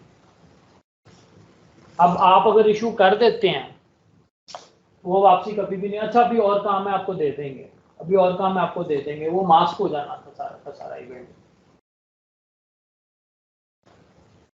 अब इसलिए जो आप कह रहे हैं और जो कर रहे हैं, ब्रेक ब्लॉक्स आपने पिछले 10 साल में अगर मंथली आप 10 यूज करते हैं और अब आप मुझे कह रहे हैं कि मुझे 35 दे दें, क्यों दे दूं? क्या आप पूछ रहे हैं, कल पूछ रहे हैं, जस्टिफिकेशन मांगूंगा ना, कोई तो मांगेगा ना, कोई तो चेक करेगा ना। यहाँ पे किसी ने कहा था कि जी खुद क्यों नहीं कर लेते कंज्यूमर्स, आपने कर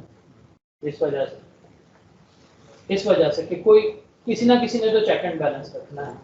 और आपके इवन चीफ से इस चीज़ को खुद भी कहते हैं, आपके राहत मिर्जा साहब थे, तो वो कई आपके फोरमैन कहते थे कि हमें कंप्लीट सप्लाई दे दें। उन्होंने उस चीज़ को बाकायदा कंडेम किया था, उन्होंने कहा था कि नहीं ये ठीक करते हैं, आप लोगों का काम है कि इनको मंथली या 2 मंथ से ज़्यादा की सप्लाई नहीं देनी आपको, बाकी इन्वेंट्रीज आप मेंटेन रखें, सिर्फ इतने इनके पैटी स्टोर में से ज़्यादा मटीरियल नहीं होना चाहिए।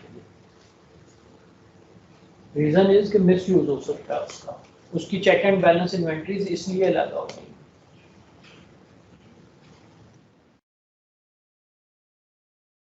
अब इसमें क्वांटिटेटिव मोड में एक नेव अप्रोच है, naive approach, then the second one is moving averages, third one is exponential smoothing, then trend projection and linear regression, ये टाइम सीरीज मॉडल कहलाते हैं, ये एसोसिएटिव। इनमें से हमने सिर्फ आपको ये दो पढ़ाऊंगा मैं, बाकी नहीं पढ़ा रहा क्योंकि वो थोड़ा सा कॉम्प्लेक्स हो जाते हैं, कॉम्प्लेक्स है, मैथमेटिकल है। और ये इसमें आपके टोटल ये लीनियर रिग्रेशन जो है ये आपका टोटल स्टैटिस्टिकल मॉडल है।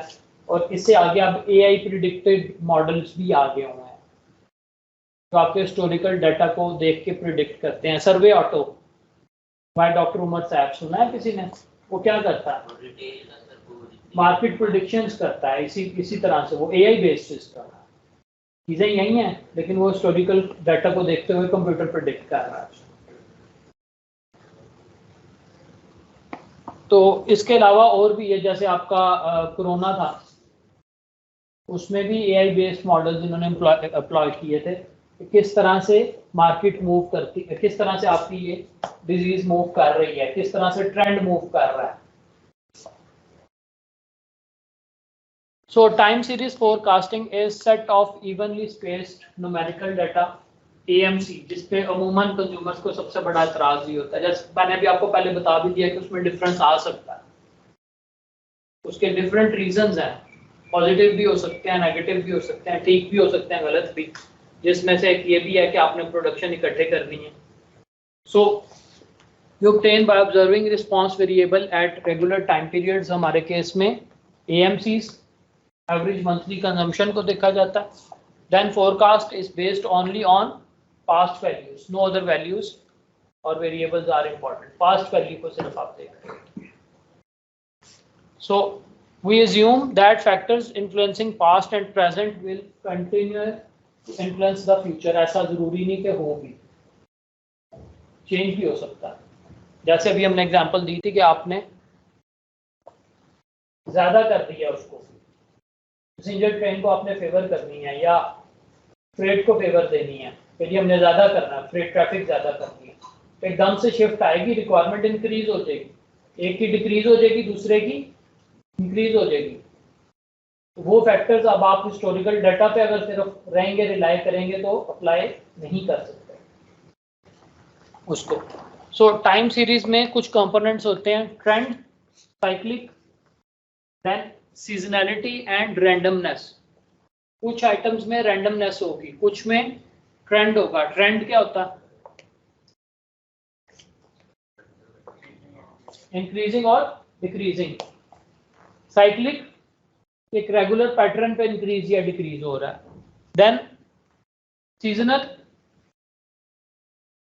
के सीजन बेस्ड है, गर्मियों की छुट्टियों का सीजन है, उसमें लोगों ने ट्रैवल करना है। एनुअल सीजन भी हो सकता है, मंथली भी हो सकता है, डेली बेसिस पे भी हो सकता है। देन रैंडम, ये टोटल रैंडमनेस है। सो ये आपकी डिमांड है तो आप इसको एवरेज आउट करेंगे। ये आपकी सीजनल पीक्स हैं, ये ट्रेंड नजर आ रहा है आपको। रैंडमनेस है थोड़ी बहुत, ये जो ऊपर नीचे हो रहा है ग्राफ, लेकिन ओवरऑल एक आपका इसमें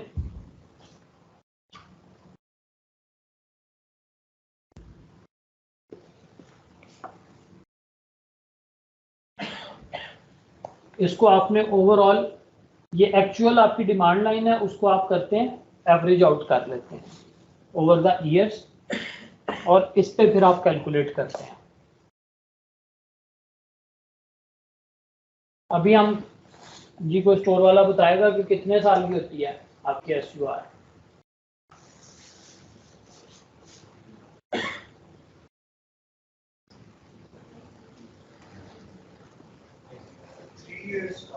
थ्री ईयर्स की होती है। लास्ट ईयर को आप एलिमिनेट करते जाते हैं और नया साल आगे आता जाता है उसको। सो trend component is persistent overall upward और डाउनवर्ड पैटर्न होता है। ट्रेंड अभी हमने डिस्कस किया था क्या होता है। देन सीजनैलिटी, रेगुलर पैटर्न्स हैं आपके, वीकली भी हो सकता है, डेली बेसिस पे हो सकता है, सीजन आप डिफाइन करते हैं कि क्या peak hours, off peak hours जिसको आप बोलते हैं, that is your seasonality. Cyclic component, एक रेगुलर मूवमेंट आपकी या डाउन मूवमेंट है। रैंडमनेस के आप उसको बिल्कुल ही प्रिडिक्ट नहीं कर पा रहे, डिफरेंट मूवमेंट है उसमें, कभी बहुत ज़्यादा कभी बहुत कम है। अब नाइव अप्रोच, ये क्या कहती है नाइव अप्रोच?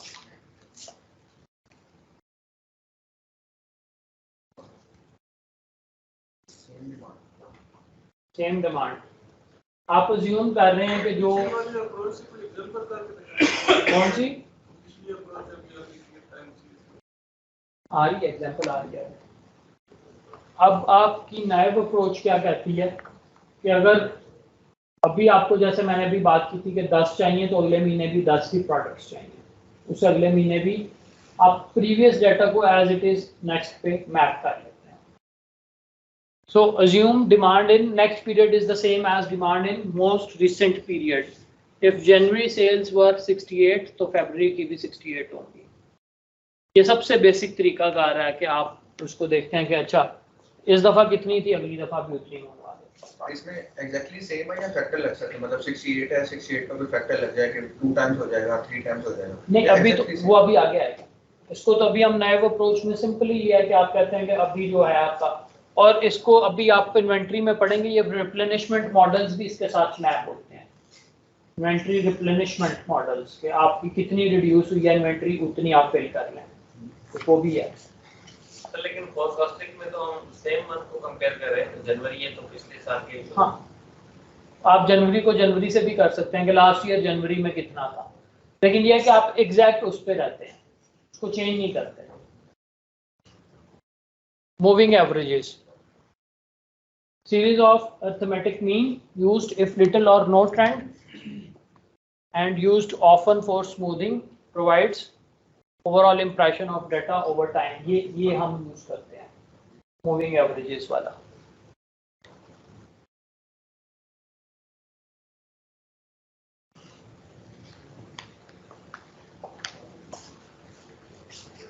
जनवरी में 10, फरवरी में 12 एंड मार्च में 13, तो अप्रैल में कितनी होगी? इनको ईयर्स भी समझ सकते हैं आप, ईयरली भी समझ सकते हैं। अब अप्रैल में कितनी होगी?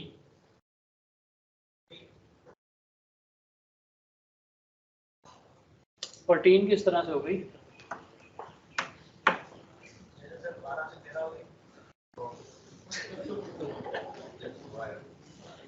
ठीक है, लॉजिकली आप ठीक बात कर रहे हैं, लेकिन यहाँ पे नहीं फिट हो रहा। ये बात हो रही है मूविंग एवरेजेस की, आप बात कर रहे हो, आपने ट्रेंड को देखा है, आप चले गए ट्रेंड पे। अभी ये जो प्रोसीजर है वो है मूविंग एवरेजेस का। ये बात कर रहे हैं कि 10 से 12 हुई है, अब 13 हुई है, तो एक इंक्रीजिंग ट्रेंड है, इस पे रिलाई कर रहे हैं। लेकिन मूविंग एवरेजेस में हम क्या करते हैं, you add the 3 periods and divide it by 3, you get the forecast of next period। जी काफी डिफरेंस है, यही मैं आपको बता रहा हूँ। मैंने क्या कहा था कि आपने किसी तो मेथड से करना है ना फोरकास्ट। उसका आंसर तो 11 आ रहा है, 11 समथिंग, तो हम ये आपका फोरकास्ट है, ये आपकी एक्चुअल है। फोरकास्ट आपने किस मेथड से कर रहे हैं? मूविंग एवरेज, जो कि हम यूज करते हैं, और मैंने आपको क्या बताया कि उसमें एरर हो सकता है।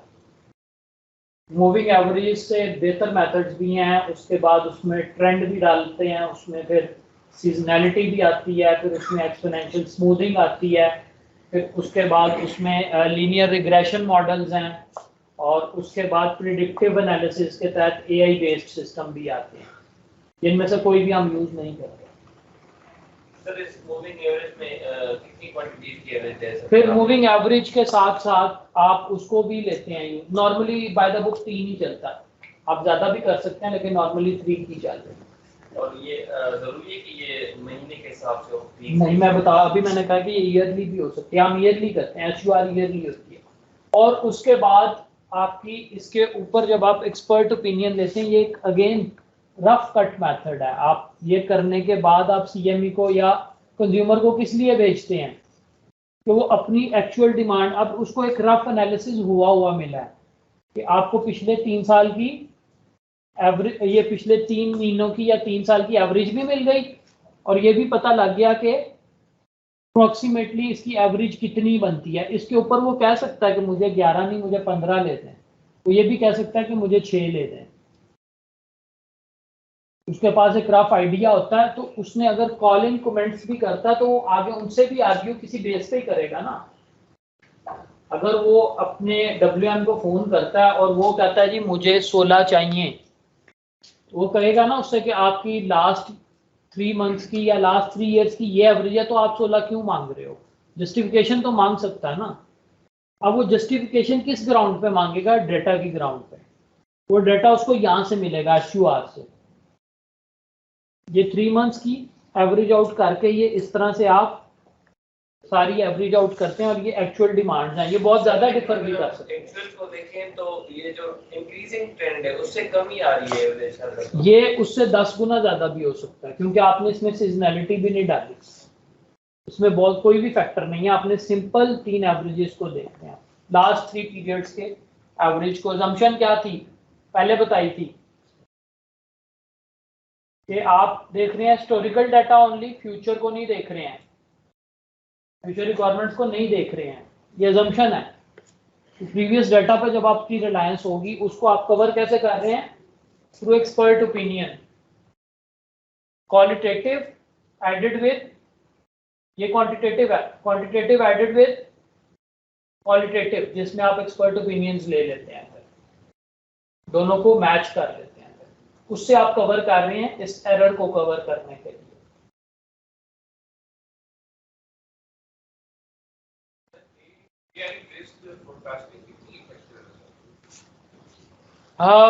डॉक्टर उमर सैफ ने 1-2 लिंक्डइन पे मैंने देखा था, उसने कुछ शेयर किए थे कि मेरी जनाब 100% एक्यूरेट फोरकास्ट हैं इस आइटम के बारे में मैंने किया था। And then there is one of my friends in working in World Bank, तो वो आया हुआ था पाकिस्तान, तो उससे मैं बात कर रहा था, तो मैंने कहा बड़ा इंप्रेसिव काम किया उसने, तो हंसना शुरू हो गया, कहता फिगर्स आर फर्स्ट। सारे फोरकास्टिंग आपके डेटा के ऊपर बेस्ड है। एग्जैक्टली, इसलिए मैं इस पे कमेंट नहीं कर सकता, क्योंकि ना मैंने वो सॉफ्टवेयर अभी तक देखा है ना उसको एनालाइज किया है, आइडिया नहीं मुझे इस पे। लेकिन ये कि ये that can be a very good project अगर आप इसको कहीं, हाँ रेलवेज के लिए एग्जैक्टली, आप अगर मटेरियल्स के लिए फोरकास्टिंग मॉडल कोई नया अप्लाई करते हैं ऐसा जो अच्छी प्रिडिक्शन कर सकता है हमारे एग्जिस्टिंग मॉडल से, उसको इम्प्रूव करता है, तो दैट विल बी हेल्पफुल। और ये कमर्शियल प्रोजेक्ट भी हो सकता है, ये जो आपका अभी बात हो रही थी कि उसकी कमर्शियल वायबिलिटी, तो you can sell it to the stores as well, या इंडस्ट्री को भी आप सेल कर सकते हैं।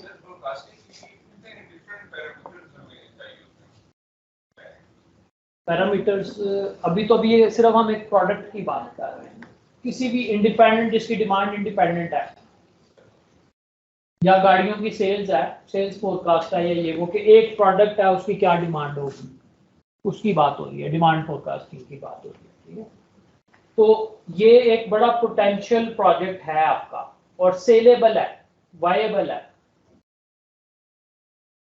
इसमें आप CS के लोगों को भी इन्वॉल्व कर सकते हैं। एक आधा बंदा अगर आपका CS का है तो उसके साथ आप मिलके इसको कर सकते हैं, लेकिन that will be I believe too much ambitious, ये नहीं हो सकता आराम से। हाँ, तो फिर इसको बिल्कुल ट्राई करना चाहिए, ये बड़ा एक पॉजिटिव इम्पैक्ट होगा इंडस्ट्री पे, ओवरऑल इंडस्ट्री पे, क्योंकि ये बिगेस्ट इशू है।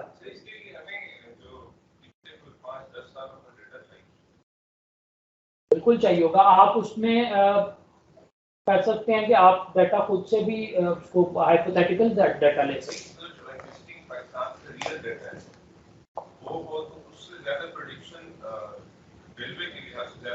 देखिए सिस्टम डिजाइन के लिए तो जरूरी नहीं है, वो तो बात की बात है ना, आप सिस्टम तो डिजाइन कर सकते हैं हाइपोथेटिकल डाटा पर, इसी डाटा पे भी सिस्टम डिजाइन किया जा सकता है। डिजाइन है ना, फिर उसके बाद उसको आप ट्रायल रन करेंगे ना, उसमें फिर आप एक्चुअल डाटा डालते रहें, बाकी डाटा आपको मिल जाएगा। SUR सारी 12,000 आइटम्स की पड़ी हुई है, पिछले 10 साल की ले लें, मिल जाएंगी। स्टॉक यूजेज रिपोर्ट, हाँ कर लें। SKU क्या होता है? स्टॉक कीपिंग यूनिट, ये भी बड़ी एक फेमस टर्मिनोलॉजी है SKU। ठीक है, कर लें ब्रेक 5 मिनट्स कर लें।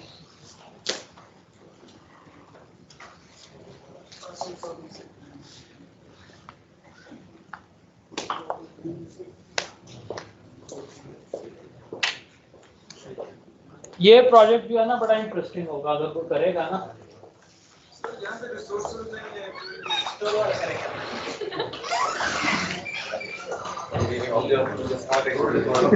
नहीं, इसके लिए आपकी प्रोग्रामिंग और मैथमेटिक्स दोनों चीजें बड़ी साउंड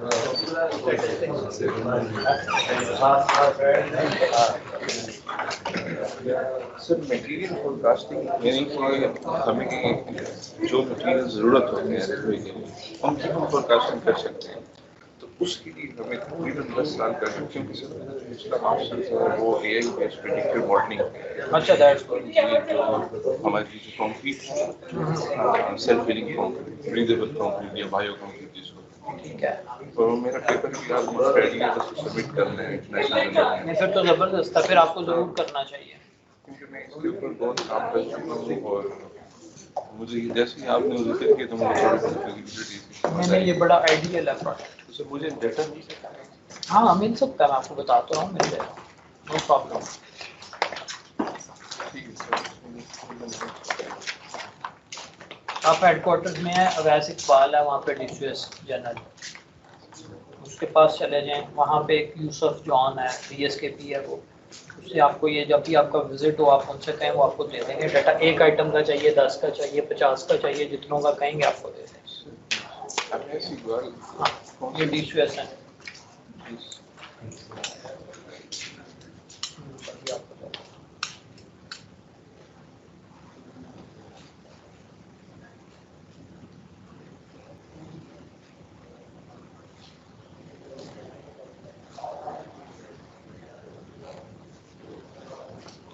Zero 300 49 33 827। और इसमें आपकी सबसे बड़ी जो स्ट्रेंथ होगी ना, वो ये होगी कि आपके पास जो एग्जिस्टिंग मॉडल है वो बहुत पुअर है, that is 3 years moving average. ठीक, ये जो आप, पिछला भी पढ़ा है। हाँ, आप उसको बड़े आराम से जस्टिफाई कर सकते हैं कि ये मेरा मॉडल है और इससे ये देखें कि इतना इम्प्रूव, ये आपका 10 साल का डाटा है और मेरा मॉडल ये देखें कि इसकी प्रिडिक्शन ये कह रही है और आपकी ये कह रही है। एक कंपैरेटिव स्टडी हो जाएगी। हाँ, एग्जैक्टली। लेकिन एक इशू है सिर्फ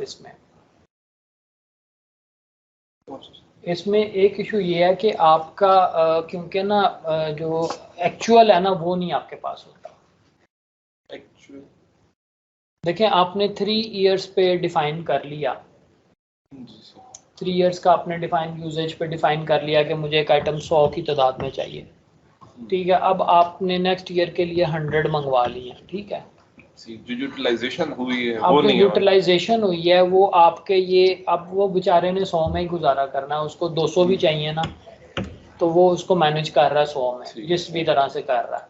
और अगर उसको 50 चाहिए तो ये एक्सेस वाला तो नजर आ जाएगा आपको बेटा, ये एक्सेस वाला आपको ये गैप नजर आ जाएगा। लेकिन अगर ये बंदा इससे ज्यादा इसको रिक्वायर्ड है तो ये उस सूरत में नजर आएगा कि अगर किसी ऑफिसर ने ये रिकॉर्ड उसको, की हो, उसको नहीं, उसने अगर उसको एक्सेस में इशू करता रहा पहले ही, अच्छा, और वो 4थे महीने में स्टॉक आउट हो गया, तो 6 माह या 8 माह वो स्टॉक आउट रहा है, जी सर, तो दैट शोज कि ये डिमांड पीछे थी। और उसमें एक और फैक्टर आ जाता है कि कहीं ऐसा तो नहीं है जैसे मैंने बताया कि बैच प्रोडक्शन के वो साल की वो करता ही इकट्ठी हो वो प्रोडक्शन, तो इसलिए वहाँ पे यूटिलाइज हो गया। तो ये वाले 2-3 इश्यूज जो है ना ये थोड़े से ट्रिकी हैं। अदर देन दैट ये बड़ा एक वायबल प्रोजेक्ट है। और आप अगर किसी रिटेल स्टोर से डाटा लें तो वो भी आपके लिए हो सकता है, वो भी आप कर सकते हैं। रेलवे के लिए नहीं, वैसे रिटेल स्टोर से, किसी यूटिलिटी स्टोर से ले लें। लेकिन सर हमने अगर जो भी रिसर्च करनी है वो हमें तो यही कहा जा रहा है कि वो रेलवेज पे आप उसका कंपैरिजन कर सकते हैं ना, रेलवेज का विद एनी अदर इंडस्ट्री, जो आप कह लें कि किसी प्राइवेट इंडस्ट्री से, या आपकी ये जो है क्या नाम है इसका, जो मैंने अभी आपको बताया रिटेल इंडस्ट्री से। तो रिटेल इंडस्ट्री में क्या होता है, वो स्टॉक आउट कितनी को देर बर्दाश्त करते हैं, उसका कंजम्पशन पैटर्न। लेकिन रिटेल से मुश्किल है मिलना डाटा, शायद वो उनके पास ना हो ऐसा डाटा, हमारे पास तो फिर भी है।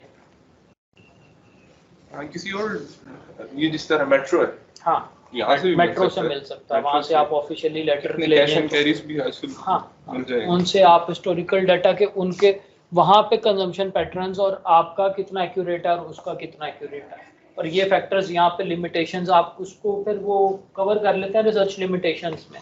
जी सर। जैसे मैंने अपना जो थीसिस किया था ना एमएस का, that was designing a performance measurement system in material supply chain, तो मैंने कैश फ्लोज को भी इग्नोर किया था और इंफॉर्मेशन फ्लोज को भी, हालांकि ये दोनों मेजर पार्ट हैं सप्लाई चेन के, लेकिन मैंने रिसर्च लिमिटेशन में लिख दिया था कि क्योंकि ईआरपी हमारे पास अवेलेबल नहीं है तो I am not going into the cash flows and information flows. Topic क्या था आपका? मेरा एमएस का जी जी।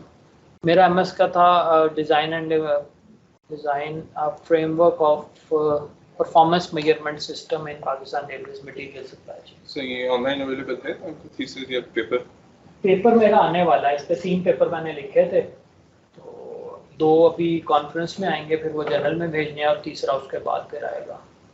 किया तो मैंने बड़े अरसे का था, मेरा प्रोफेसर बड़ी देर से पीछे लगा हुआ है कि इसको पब्लिश कर लो।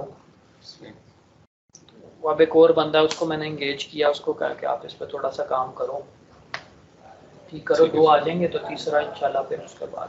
एक तो मैंने भिजवा दिया हुआ, दूसरा कर रहे हैं। अब उसमें हमने 1-2 डिले से भी एक फ़ायदा हुआ है कि अब उसमें मैंने रेजिलियंस और कोविड का भी इम्पैक्ट डालना है, कास्टिंग का, उसमें मेथड्स क्या अप्लाई होते हैं और उनकी यूटिलाइजेशन किस तरह से। आप ना करें क्वान्टिटेटिव मेथड पे नहीं जाए, मैथमेटिक्स नहीं अच्छा मत जाए, क्वालिटेटिव पे चले जाओ, लेकिन करो तो सही ना। क्वालिटेटिव भी नहीं होता, और बेसिकली दोनों को होना चाहिए, क्वालिटेटिव प्लस क्वांटिटेटिव।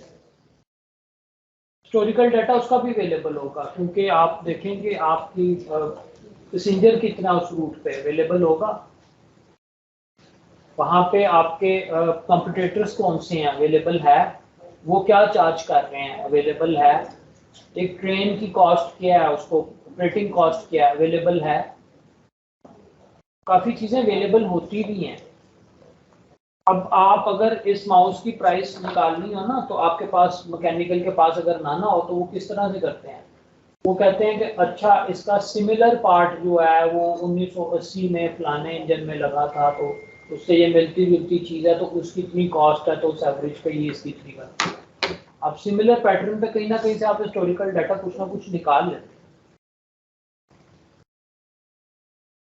आबादी आपकी लाहौर की पहले आबादी इतनी थी, अब इतनी है, तो इतनी रिक्वायरमेंट बढ़ गई है, इतने पैसेंजर्स इंक्रीज हुए हैं। इस्लामाबाद में इतने लोग बाहर से आते हैं, उन्होंने वापस जाना है, वीकली जाते हैं कि मंथली जाते हैं। डेटा कलेक्शन बहुत सारे तरीकों से की जा सकती है, उसमें आप फैक्टर्स कौन से इंक्लूड कर रहे हैं ये मैटर करता है। अब इशफाक साहब जो पढ़ाते हैं that is very important, rail economics के, उसकी कॉस्टिंग क्या है। कॉस्टिंग एक अलग चीज़ है, फोरकास्टिंग एक अलग चीज़ है। डिमांड फोरकास्टिंग क्या है, दैट इज समथिंग डिफरेंट। तो इसलिए ये जो डिफरेंट कोर्सेज पढ़ाए जा रहे हैं ना, इसका मकसद ये है कि आप इनको हर जगह पे अप्लाई कर सकते हैं। ज़रूरी नहीं कि किसी एक जगह पे ही आपको फोकस करना, इन्वेंट्रीज पे फोकस करना ज़रूरी नहीं है। Demand forecasting can be applied to sales, that can be applied to anything.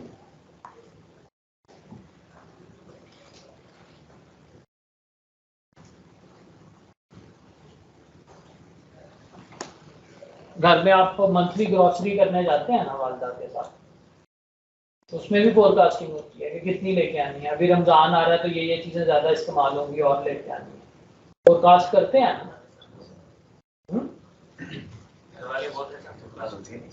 करते हैं ना फोरकास्ट, सेम ट्रेंड होता है विदाउट यूजिंग एनी फार्मूला। वो कौन सी आती है, वो भी पढ़ी हमने, वो साइंटिफिक क्या होगी, एक्सपर्ट ओपिनियन, क्वालिटेटिव, और उसमें एडजस्टमेंट का भी होता है ना चांस कि इस महीने ये बच गई हैं चीज़ें तो अगली दफ़ा ये कम ले आएंगे, इस वजह से वो मैनेज हो जाता है। लेकिन जब आपके पूरे फंड्स नेक टू नेक हों, सारी चीज़ों को आपने लेके चलना हो, वो फंड्स कहीं और भी यूटिलाइज हो सकते हैं, तो तब अगर आप ये बच गई है कोई बात नहीं, अगली दफ़ा इस्तेमाल हो जाएगी, वो वेस्टफुल रिसोर्स हो जाती है। क्रिटिकल होता है, कंपनीज में कैश फ्लो साइकिल्स क्रिटिकल होते हैं। तो रियल इकोनॉमिक्स अपनी जगह बहुत ज़्यादा प्राइम इंपॉर्टेंस उसी की है कि आपको उसकी इकोनॉमिक्स पता हो, लेकिन उसके साथ साथ डिमांड फोरकास्ट करना भी पता होना चाहिए कि वहाँ पे रिक्वायरमेंट है कि नहीं।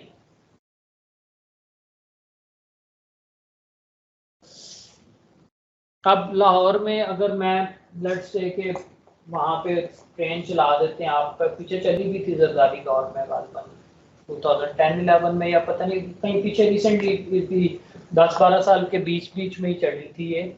इसमें कोट लखपत से इन्होंने चलाई थी उधर तक शादरा तक शटल सर्विस है के।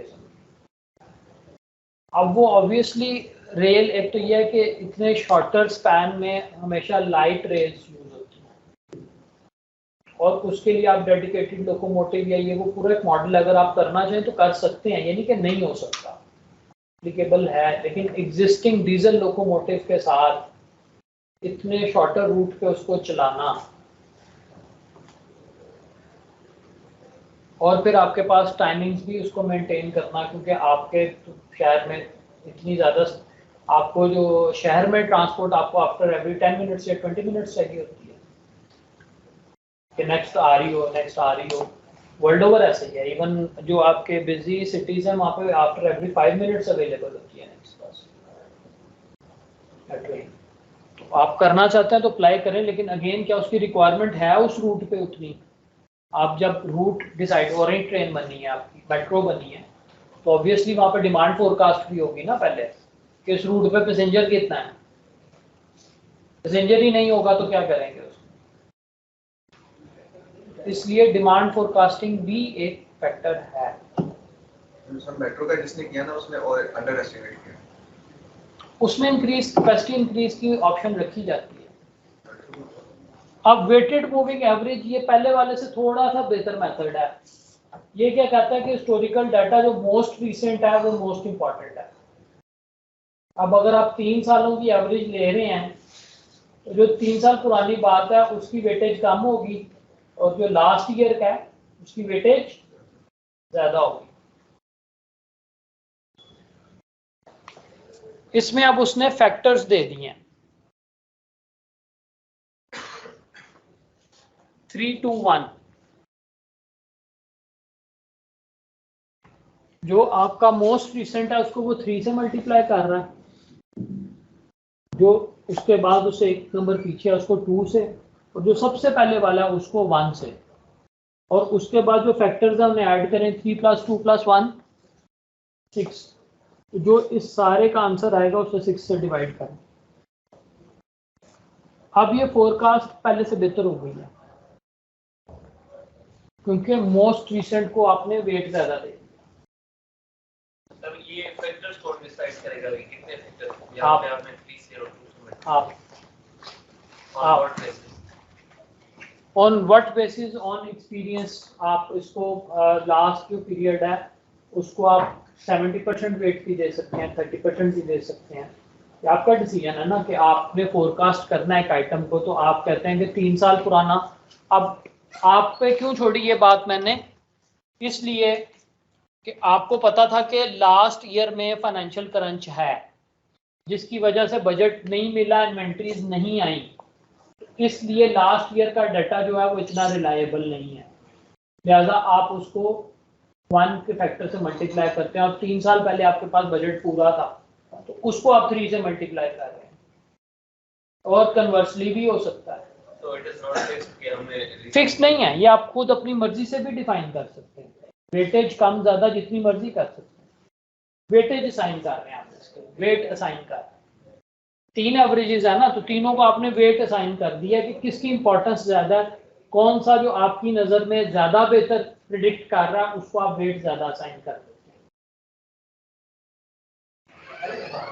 और इसको बोलते हैं वेटेड मूविंग एवरेज।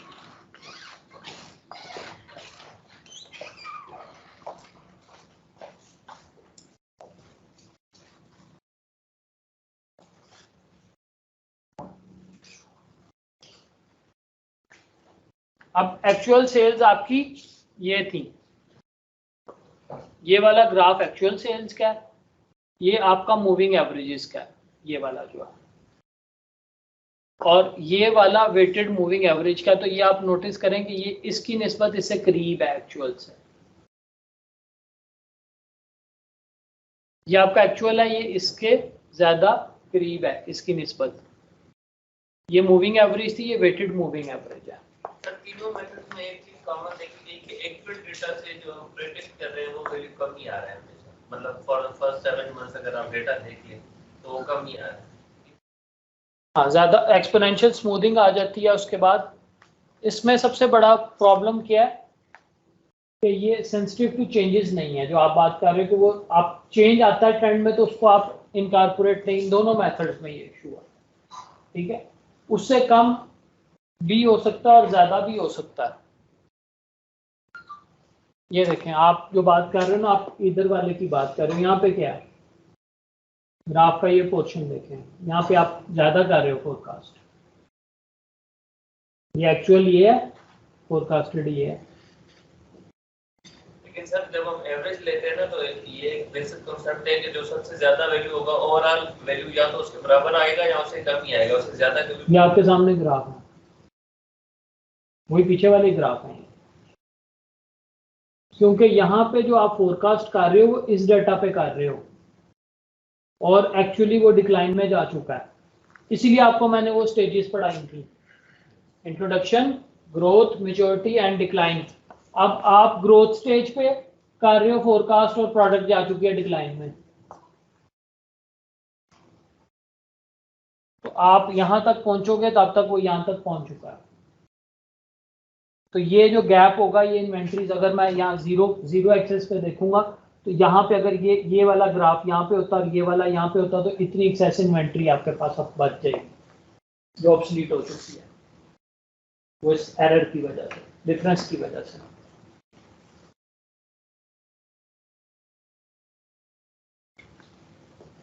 अब ये ट्रेंड्स को इनकॉर्पोरेट नहीं करता, जैसे इंक्रीजिंग ट्रेंड था पे डिक्रीज हो रहा था तो ये ट्रेंड को इनकॉर्पोरेट नहीं कर रहा था। Then it requires extensive historical data, ये इश्यूज हैं इसमें। सोल्यूशन क्या है, एक्सपोनेंशियल स्मूथिंग यूज की जाती है, इसमें फैक्टर स्मूथिंग फैक्टर डाला जाता है, form of weighted moving average, weights decline exponentially, उसको वेट्स आपके एक्सपोनेंशियली डिक्लाइन करते जाते हैं और most recent data is weighed most. Then it requires smoothing constant 0 से 1 तक। सर एक मिनट को पीछे ग्राफ, सर ये आप कह रहे हैं ना ये नीचे गया है, तो ये इसलिए गया है क्योंकि वहाँ पे हमारी एक्चुअल डिमांड कम हो गई है और हमने बहुत पीछे पिछले 3 महीनों पे किया है। वरना जो एवरेज हम ले रहे हैं उसको अगर देखें तो मैक्सिमम नंबर जो हमारा एवरेज में होगा ओवरऑल आंसर उससे कम ही आएगा या उससे बराबर आएगा। तो ये तो इन तीनों मेथड्स का डिसएडवांटेज है कि हम ज्यादा फोरकास्ट कर नहीं सकते। ये आपका ना वेटेड मूविंग एवरेज, ठीक है। 26, 30। अब आपके पास जब आप फैक्टर्स ये 3 को ऐड करेंगे, अब यहाँ पे एक्चुअल आपके पास अक्टूबर की डिमांड कितनी आ रही है? सर वो डिमांड कम हुई है तभी, अगर ये इंक्रीजिंग होती फॉर एग्जांपल ये आपने कम की है तभी वो वहाँ पे आंसर आ रहा है, क्योंकि पिछले 3 महीनों में वो ज्यादा थी, आगे चल के वो कम हो गई। यही तो मैं आपको बता रहा हूँ कि डिमांड कम ज्यादा होती है, लाजमी नहीं होता इंक्रीजिंग ट्रेंड हो। गर्मियों की छुट्टियों में लोग ज्यादा ट्रैवल करेंगे, अब मैं उसको, अब स्कूल खुल जाने हैं तो मैं कैसे उसको इंक्रीजिंग डिमांड ही कंसिडर कर लूं? ये तो एक नेचुरल फिनोमेना है, पीक सीजन, ऑफ सीजन, ये एक नेचुरल फिनोमेना है।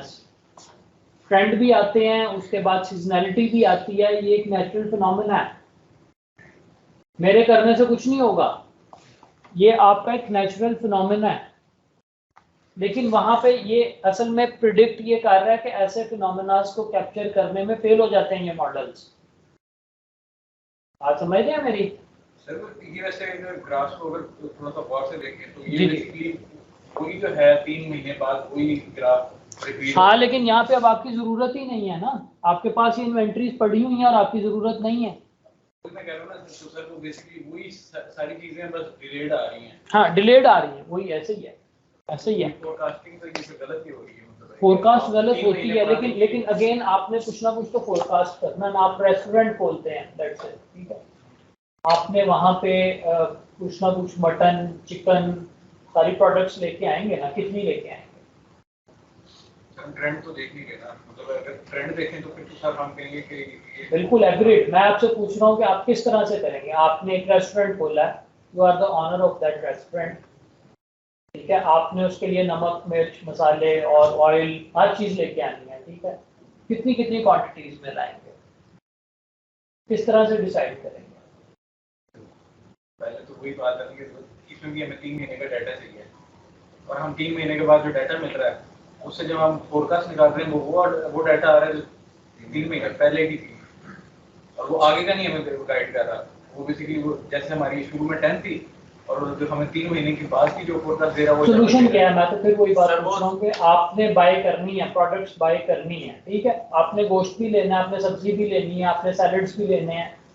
मैं तो कहूँगा सर सबसे बेहतर बंदा बनाई तो रोज पे चला जाए वो एटलीस्ट क्लोज तो होगी ना। कितना लेंगे? मैं आपसे यही पूछ रहा हूँ कि आपके पास एक रेस्टोरेंट है जिसमें 500 बंदों की सिटिंग है, उसमें आप मटन कितना लेंगे, चिकन कितना लेंगे, किस फॉर्मूले पे? कुछ तो करेंगे ना, नाइट क्या बिल्कुल बस अंदाजे से ले आएंगे कि 500 किलो ले आज क्या है वही कल पे रेप्लिकेट कर दूंगा सर, कल पे रेप्लिकेट करना है।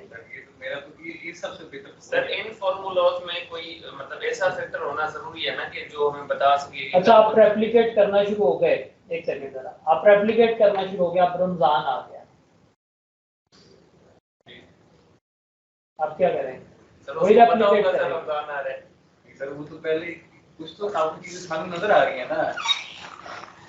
तो डिफरेंट अप्रोचेज हैं, अगेन आप उसको कहीं ना कहीं आपने एवरेज आउट करना, आपने कैलकुलेशंस करनी है, आपने उस पर रिसोर्स एलोकेट करनी है, आपने उस पर शेफ्स रखने हैं, क्या आपने उस पे आपने फ्रीजर भी रखने होंगे उसके लिए, चीजें रखने के लिए। सर वैसे उसकी एक बात है, हाँ? अगर वो फर्ज करे कि अगर आज की मैं कल पे कर रहा हूँ, अगर एक दिन मुझे ऐसा कोई इस तरह ड्राफ्ट इराटिक चेंज फील भी होता है, वो एक दिन का होगा। वो तो आप कहते हो ना एक दिन का। मेरी तो लड़ाई हो गई थी, मैं गया था, उसने कहा जी बीफ स्टेक नहीं है, मैंने कहा मैं आया बीफ के लिए था, मैंने तो आया आपके रेस्टोरेंट पे नहीं आना। कह रहे सर वो इतने कस्टमर आ रहे हो तो एक ही कह रहा है। अब एक दिन स्टॉक आउट हुआ और मैंने, हो सकता है मैं गरीब आदमी हूँ, मैं अफोर्ड ही एक दिन कर सकता हूँ, मैं साल में एक दफा जाता हूँ और मैं नाराज हो गया हूँ सर, मेरे जैसे कई और ऐसे होंगे। सर वो रेस्टोरेंट ही बंद हो गया था फिर। आगे फिर आप उसके हिसाब से फिर वो कर सकते हैं ना। बता तो रहा हूँ, रेस्टोरेंट बंद हो गया था फिर। 2-3 दफा आप जाएंगे, एक दफा आपका नहीं हुआ, 2 दफा नहीं हुआ, तीसरी दफा लॉस है, वो कहेगा यार ये इसके पास होता ही नहीं, छोड़ो इसको, मैं नहीं जाता। वो करते हैं फोरकास्ट करते हैं, मुकायदा उनका मेथड है प्रॉपर। हर ऑर्गेनाइजेशन का मेथड है फोरकास्टिंग का, कोई ऐसी ऑर्गेनाइजेशन नहीं जो फोरकास्ट ना करती है। सर ये जो एवरेज मेथड्स हैं सर, इनमें आपने स्मॉल क्वांटिटी नंबर्स लिए हैं और इसमें डिफरेंस आ रहा है, तो अगर इसको हम ज्यादा क्वांटिटी में बढ़ा देंगे तो डिफरेंस भी ज्यादा होता है। बिल्कुल होता है, बिल्कुल होता है। तो आपकी इन्वेंटरीज पड़ी रहती है ना, स्टॉक आउट क्यों होता है? हमारी भी मजबूरियां समझो ना सर, हम वही कह रहे हैं ना कि एक फार्मूले में एक ऐसा जब स्टॉक आउट होता है तो फिर स्टोर वाले जिम्मेदार हैं सिर्फ, जी हमें मटेरियल नहीं दिया, आउट ऑफ स्टॉक हो गया। अभी तो मैंने तो उनका घर, वो रेस्टोरेंट उनका बंद हो गया था, जैसे आपने कहा, हम अगर यही बात कहें तो कोई बात नहीं मिलता तो क्या है मटेरियल। सर रेलवे तो चल रहे हैं ना, हर दूसरे दिन गाड़ी लेट हो गई तो फिर भी लोग आ रहे हैं। नहीं, अभी रेलवेज की नहीं, अभी मटेरियल की बात करते हैं। हम अगर मटेरियल ना दें तो फिर इतना दुख क्यों है कि जनाब हमें मटेरियल नहीं मिला, तो इतनी नाराजगी नहीं ना होनी चाहिए। सर बात नहीं है तो ना सही थे, नायब अप्रोच पे चल लेते हैं। सर यही कह रहे हैं ना कि मेरा तो है कि इन 3 से बेहतर है।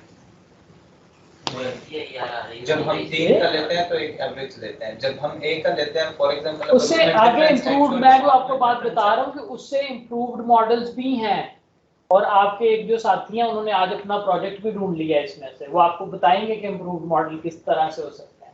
मैं ये तो नहीं कह रहा कि आइडियल है, मैंने कहते ये नहीं कहा कि आइडियल है, इससे बहुत बेहतर मॉडल्स हैं, लीनियर रिग्रेशन मॉडल है, इसमें ट्रेंड्स भी हैं, स्टोकेस्टिक्स प्रोसेसेस हैं। वो डिफिकल्ट है, मैथमेटिकली डिफिकल्ट है, उनको अप्लाई नहीं आप कर सकते। आपने 12,000-14,000 आइटम्स पे अप्लाई करना है, वो कौन, अब आपका आम आदमी नहीं उसको कर सकता ना अप्लाई। हाँ, अगर मैथमेटिकली आप एक सॉफ्टवेयर में डिजाइन कर लेते हैं फिर हो सकते हैं, उसके लिए आपको एक एंटायरली शिफ्ट चाहिए ना, एक विल चाहिए, पहले आप पूरा उस पर वर्किंग करें, अब आप डे टू डे एक्टिविटीज में वर्किंग में इतना इंडल्ज्ड हैं कि आप नहीं कर सकते, आप लोग कर सकते हो। आप लोगों को लाने का मकसद ही ये है, यहाँ पे आपको जो प्रोजेक्ट्स दिए जा रहे हैं वो क्यों दिए जा रहे हैं, उसमें ये प्रोजेक्ट किया जा सकता है। आप नैव को बेहतर साबित करते हैं तो किसी को क्या एतराज होगा। आप अपने प्रोजेक्ट बनाएं, उसमें कहेंगे जी नैव बेहतर है, आप ये मूविंग एवरेजेस छोड़ देंगे। मैं तो इस बेस पे कह रहा हूं ना, वहां पे मैं 3 महीने का जाएगा, अरे वहां पे 1 महीने का। मैं आपसे यही कह रहा हूं कि आप उसको साबित करेंगे वो बेहतर है। आपके पास डेटा अवेलेबल हो जाएगा, स्टॉक यूजेज रिपोर्ट्स आपके पास अवेलेबल होंगी, उसके मुताबिक आप कर दें उसको, तो आप प्रोजेक्ट कर सकते हैं इस पर। कोई इतराज नहीं है किसी को, कतई कोई इतराज नहीं होगा। लेकिन आपके साथ ही एक बंदा बैठा हुआ जो कहता है कि मैं AI बेस्ड प्रिडिक्टिव एनालिसिस पे करूंगा मॉडल अपना डिजाइन, है ना बेहतर। इसलिए डिफरेंट सिचुएशंस में डिफरेंट मॉडल्स बेहतर परफॉर्म करते हैं। कोई भी मॉडल फोरकास्टिंग का सब प्रोडक्ट्स के लिए आइडियल नहीं है, केस टू केस वेरी करेगा। अगेन इंट्रो स्टेज पे और है, ग्रोथ स्टेज पे और है, मैच्योरिटी स्टेज पे और है, डिक्लाइन स्टेज पे और होगा। Same is the case with product to product, ठीक है। तो सारों में डिफरेंस होगा, इसमें कोई शक नहीं है। रेलवे में कौन सा मेथड यूज हो रहा है? मूविंग एवरेजेस, 3 साल की moving average, simple, no weights no something. मैं कहता हूँ इवन आप वेट से साइन कर दें तो इसमें इंप्रूवमेंट आ सकती है। आप अगर वेट से साइन कर दें, लेकिन उसको आप एड्रेस करते हैं जब आप कॉम्बिनेशन में यूज करते हैं क्वालिटेटिव के साथ, एक्सपर्ट ओपिनियन ले लेते हैं तो वो उसको कवर कर लेता है गैप को, ठीक है सर। तो ये सडनली जो वेरिएशंस आ जाती है, कोविड वगैरह जैसे आ गया, तो उसका कैसे counter? Seasonal variation, cyclic variations, ठीक है। सीजनल वेरिएशंस भी हो सकती हैं, साइक्लिक भी हो सकती हैं। साइक्लिक के एक प्रोडक्ट आप बनाते ही 6 माह बाद हैं, एक बैच में बना रहे हैं। कोई प्रोडक्ट आप 2 हफ्ते बाद बनाते हैं, बैच में बनाते हैं। टाइम टेबल आपका साल में 2 दफा बनना है, ईयर बुक साल में 1 दफा चलनी है। साइक्लिक, लेकिन उसका मटेरियल 1 दफा में ही आएगा।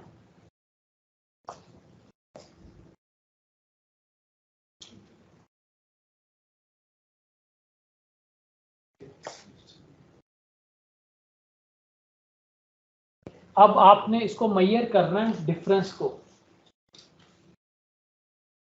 तो naive forecast is one of the method, इसीलिए मैंने पढ़ाया। अगर आप समझते हैं कि आपके सिनेरियो में it can give you better results, तो you can apply that as well.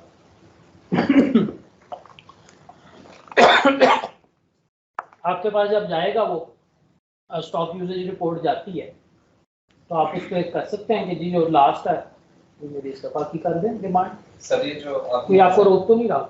Sir आपने जो एग्जांपल दिखाई ना, वो दरअसल इंक्रीजिंग ट्रेंड था, जिसकी वजह से जो है ना उसके बाद डिक्रीजिंग भी था। हाँ, वो जो प्रीवियस वैल्यू थी ना 1 महीने पहले वाले की, वो क्लोज थी। लेकिन अगर उसमें थोड़ा सा चेंज आ रहा है, जिगजैग वैल्यू है, हाँ। तो उसमें मूविंग जो एवरेज होती है, एवरेज हमेशा परफेक्ट रहती है। एवरेज आप 3-4 महीने जितने ज्यादा डाटा के एवरेज लेंगे वो ज्यादा क्लोज है। आप ले सकते हैं डाटा, आप पिछले 10 साल का 20 साल का डाटा वहां से आपको मिल जाएगा स्टोर से, वो लेके तो आप इसको एज अ असाइनमेंट भी कर सकते हैं। मे बी प्रीवियस मंथ का जो है ना और आज इस मंथ का, उसमें बड़ा ज्यादा डिफरेंस है। तो अगर आप देखिए अभी इशू ये था कि आपके पास एक बेसलाइन कॉन्सेप्ट नहीं था, ठीक है। इसको आप अप्लाई करें, आप जहाँ से मर्जी डाटा ले लें, हाइपोथेटिकल डाटा ले लें, जितना मर्जी इस पे काम करें, इस पे कोई आपको मना नहीं कर रहा। आप करें, जितना आप इस पे काम करते जाएंगे, चीज़ों को एक्सप्लोर करेंगे, आपको पता लगता जाएगा। आज से पहले तो आपने फोरकास्टिंग शायद पढ़ी नहीं थी, तो पढ़ी थी कभी कि ये होती भी है कुछ? पढ़ी थी? किधर पढ़ी थी? अच्छा, चलिए अच्छी बात है।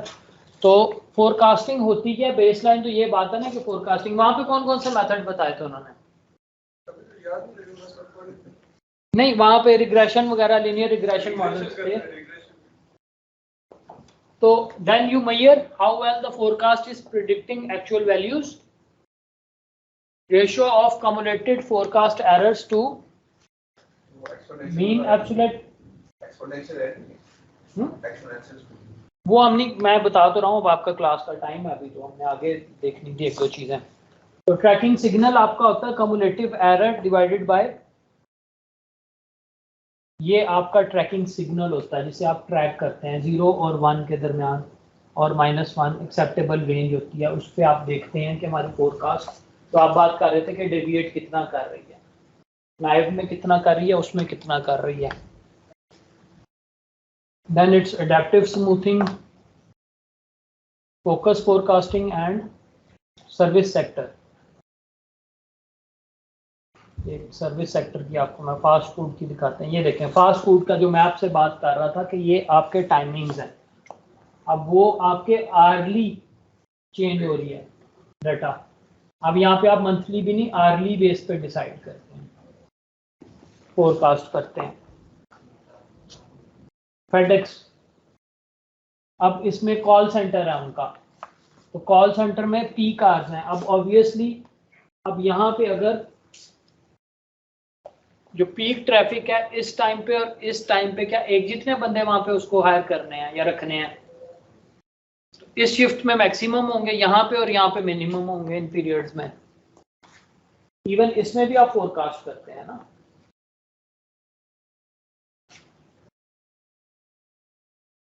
डिज्नी की बात करते हैं, डिज्नीलैंड सुना है ना। So global portfolio includes parks in Shanghai, Hong Kong, Paris, Tokyo, Orlando and Anaheim. Revenues are derived from people. Service sector इसलिए मैंने इसको include किया है यहाँ पे। How many visitors and how they spend their money. Pattern देखना है आपने पहले तो। अब वहाँ पे अगर डिफरेंट राइड्स हैं तो किस राइड पे मैक्सिमम लोग हैं, किस पे मिनिमम है, वो भी देखेंगे, ट्रेंड देखेंगे उसका। देन डेली टाइमिंग्स में किस टाइम आते हैं, हॉलीडे सीजन कौन सा है, पीक कौन सा है, ऑफ पीक कौन सा है। फिर आपका इवन कल्चरली डिफरेंट होगा, चाइना में मे बी आपका पीक और ऑफ पीक और हो, इवन गर्मियों और सर्दियों का फर्क होगा सीजन्स का, चाइना में और अमेरिका में डिफरेंट होगा, यूरोप में और होगा उस टाइम पे सीजन। तो उन सारे फैक्टर्स को देख के you make daily management reports that contains only the forecast and actual attendance at each park. उसके बाद Disney generates daily, weekly, monthly, annual and 5-year forecast. इतनी डिटेल में काम होता है, daily, monthly, annual and 5-yearly forecast. Forecast used by, और फिर जो एक्चुअल होता है उसके साथ वो एरर भी कैलकुलेट करते हैं और उसको रीएडजस्ट करते हैं अपने मेथड को। Forecast used by labour management, maintenance, operations, finance. अब पीक आवर में आप उसको ठीक करने नहीं बैठ जाएंगे, या पीक सीजन में आपने उसकी जो भी मेंटेनेंस करनी है उसकी टाइमिंग भी इंपॉर्टेंट है, तो वो इस फोरकास्ट पे ही बेस कर रही होती है। पार्क का शेड्यूल जो है वो उसी पे बेस कर रहा होगा। Then forecast used to adjust opening times and rides, shows, staffing levels and guest admitted. इतने लोग आ गए, अब आप क्लोज कर देते हैं, इसके बाद एंट्री बैन करते हैं, मजीद नहीं एंटर हो सकते लोग। जॉयलैंड लाहौर में आपका तकरीबन 3-4 बजे खुलता है, सुबह फुल टाइमिंग्स होते हैं, तो उस टाइम क्यों खोलेंगे लोग, वीकेंड्स पे शायद सारा दिन भी खुल जाता हो। Then 20% of customers come from outside the USA. Economic model includes GDP, cross exchange rates, arrival in USA. Then a staff of 35 analysts and 70 field people survey 1 million park guests, employees and travel professions each year. 1 million 10 lakh लोगों का data हमने collect करना है हर साल।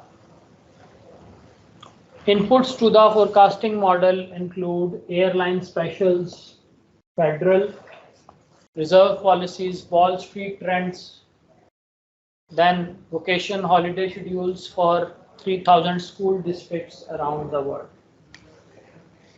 Average forecast error for the 5-year forecast is 5%. And average forecast error for annual forecast is between 0 to 3%. अब आप इसको comparison कर लें अपनी मटीरियल फोरकास्टिंग से, तो मेरा ख्याल है कि मजीद कुछ कहने की गुंजाइश रह नहीं गई।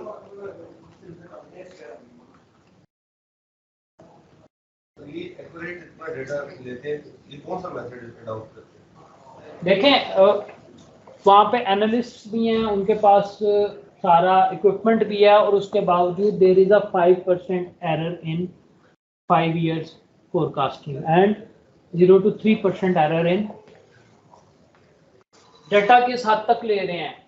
मार्केट सर्वेस भी हैं, एक्सचेंज रेट भी है, वॉल स्ट्रीट स्टॉक मार्केट ऊपर जा रही है नीचे जा रही है, फिर उसके बाद स्कूल के टाइमिंग्स हैं, जो आपका टूरिस्ट आ रहा है उसकी इनपुट है कि कितने आ रहे हैं, इस हद तक वो डिटेल में जा रहे हैं।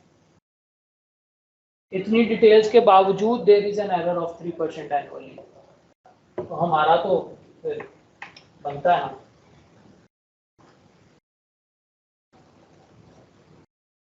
अब मेरा ख्याल है किसी कंज्यूमर को मजीद नाराजगी नहीं होनी चाहिए कि मटेरियल क्यों नहीं मिल रहा। तो बजट्स के अलावा forecasting is a major issue.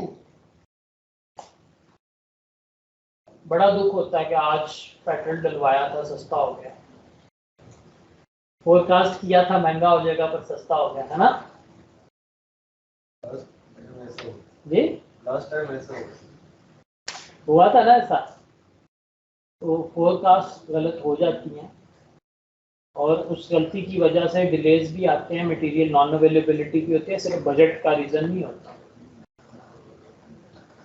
वो फोरकास्ट थी लेकिन पॉलिटिकल रीजन की वजह से अभी आप लीड टाइम फोरकास्ट नहीं करते हो, कितना टाइम चाहिए किसी भी आइटम के लिए, वो आपने फोरकास्ट नहीं किया। रिक्वायरमेंट तो आपने फोरकास्ट कर ली, टाइम कितना होगा वो भी तो फोरकास्ट होना चाहिए कि नहीं? हमारी ज़्यादातर रिवर्स प्लानिंग हो रही है, मतलब एक प्लान बना लेते हैं। हमारी प्लानिंग नहीं हो रही होती, हमारी फायर फाइटिंग हो रही है। हमारी प्लानिंग होती नहीं है, हमारी फायर फाइटिंग होती है।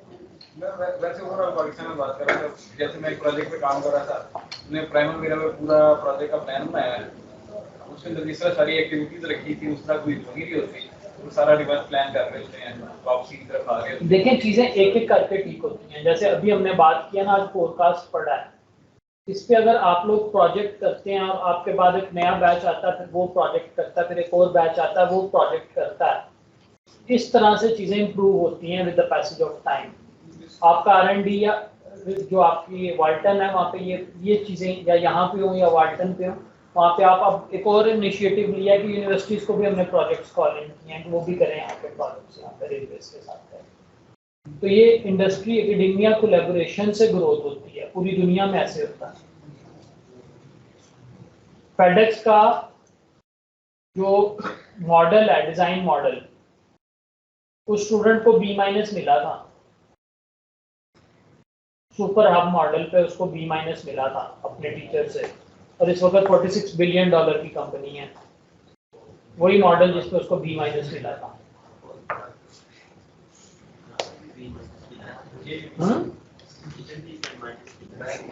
बस फिर आप भी बस फेडेक्स बनाने वाले हैं $46 बिलियन कंपनी।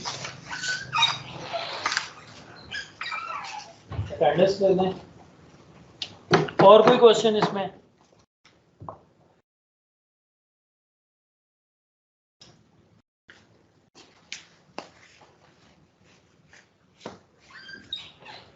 वैसे मेरे पास डिटेल्स हैं, अगर किसी को चाहिए तो वो ट्रेंड और सीजनैलिटी और उसकी रिग्रेशन मॉडल्स की भी अवेलेबल हो जाएंगी।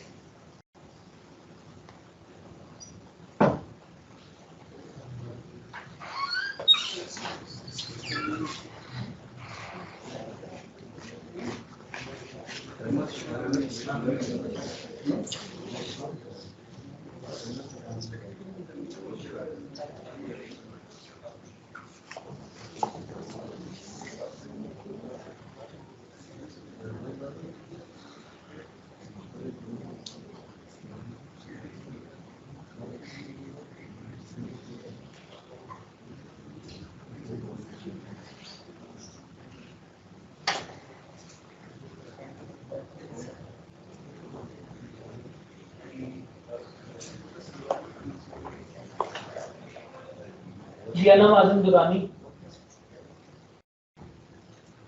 मोहम्मद शहरियार नवीद,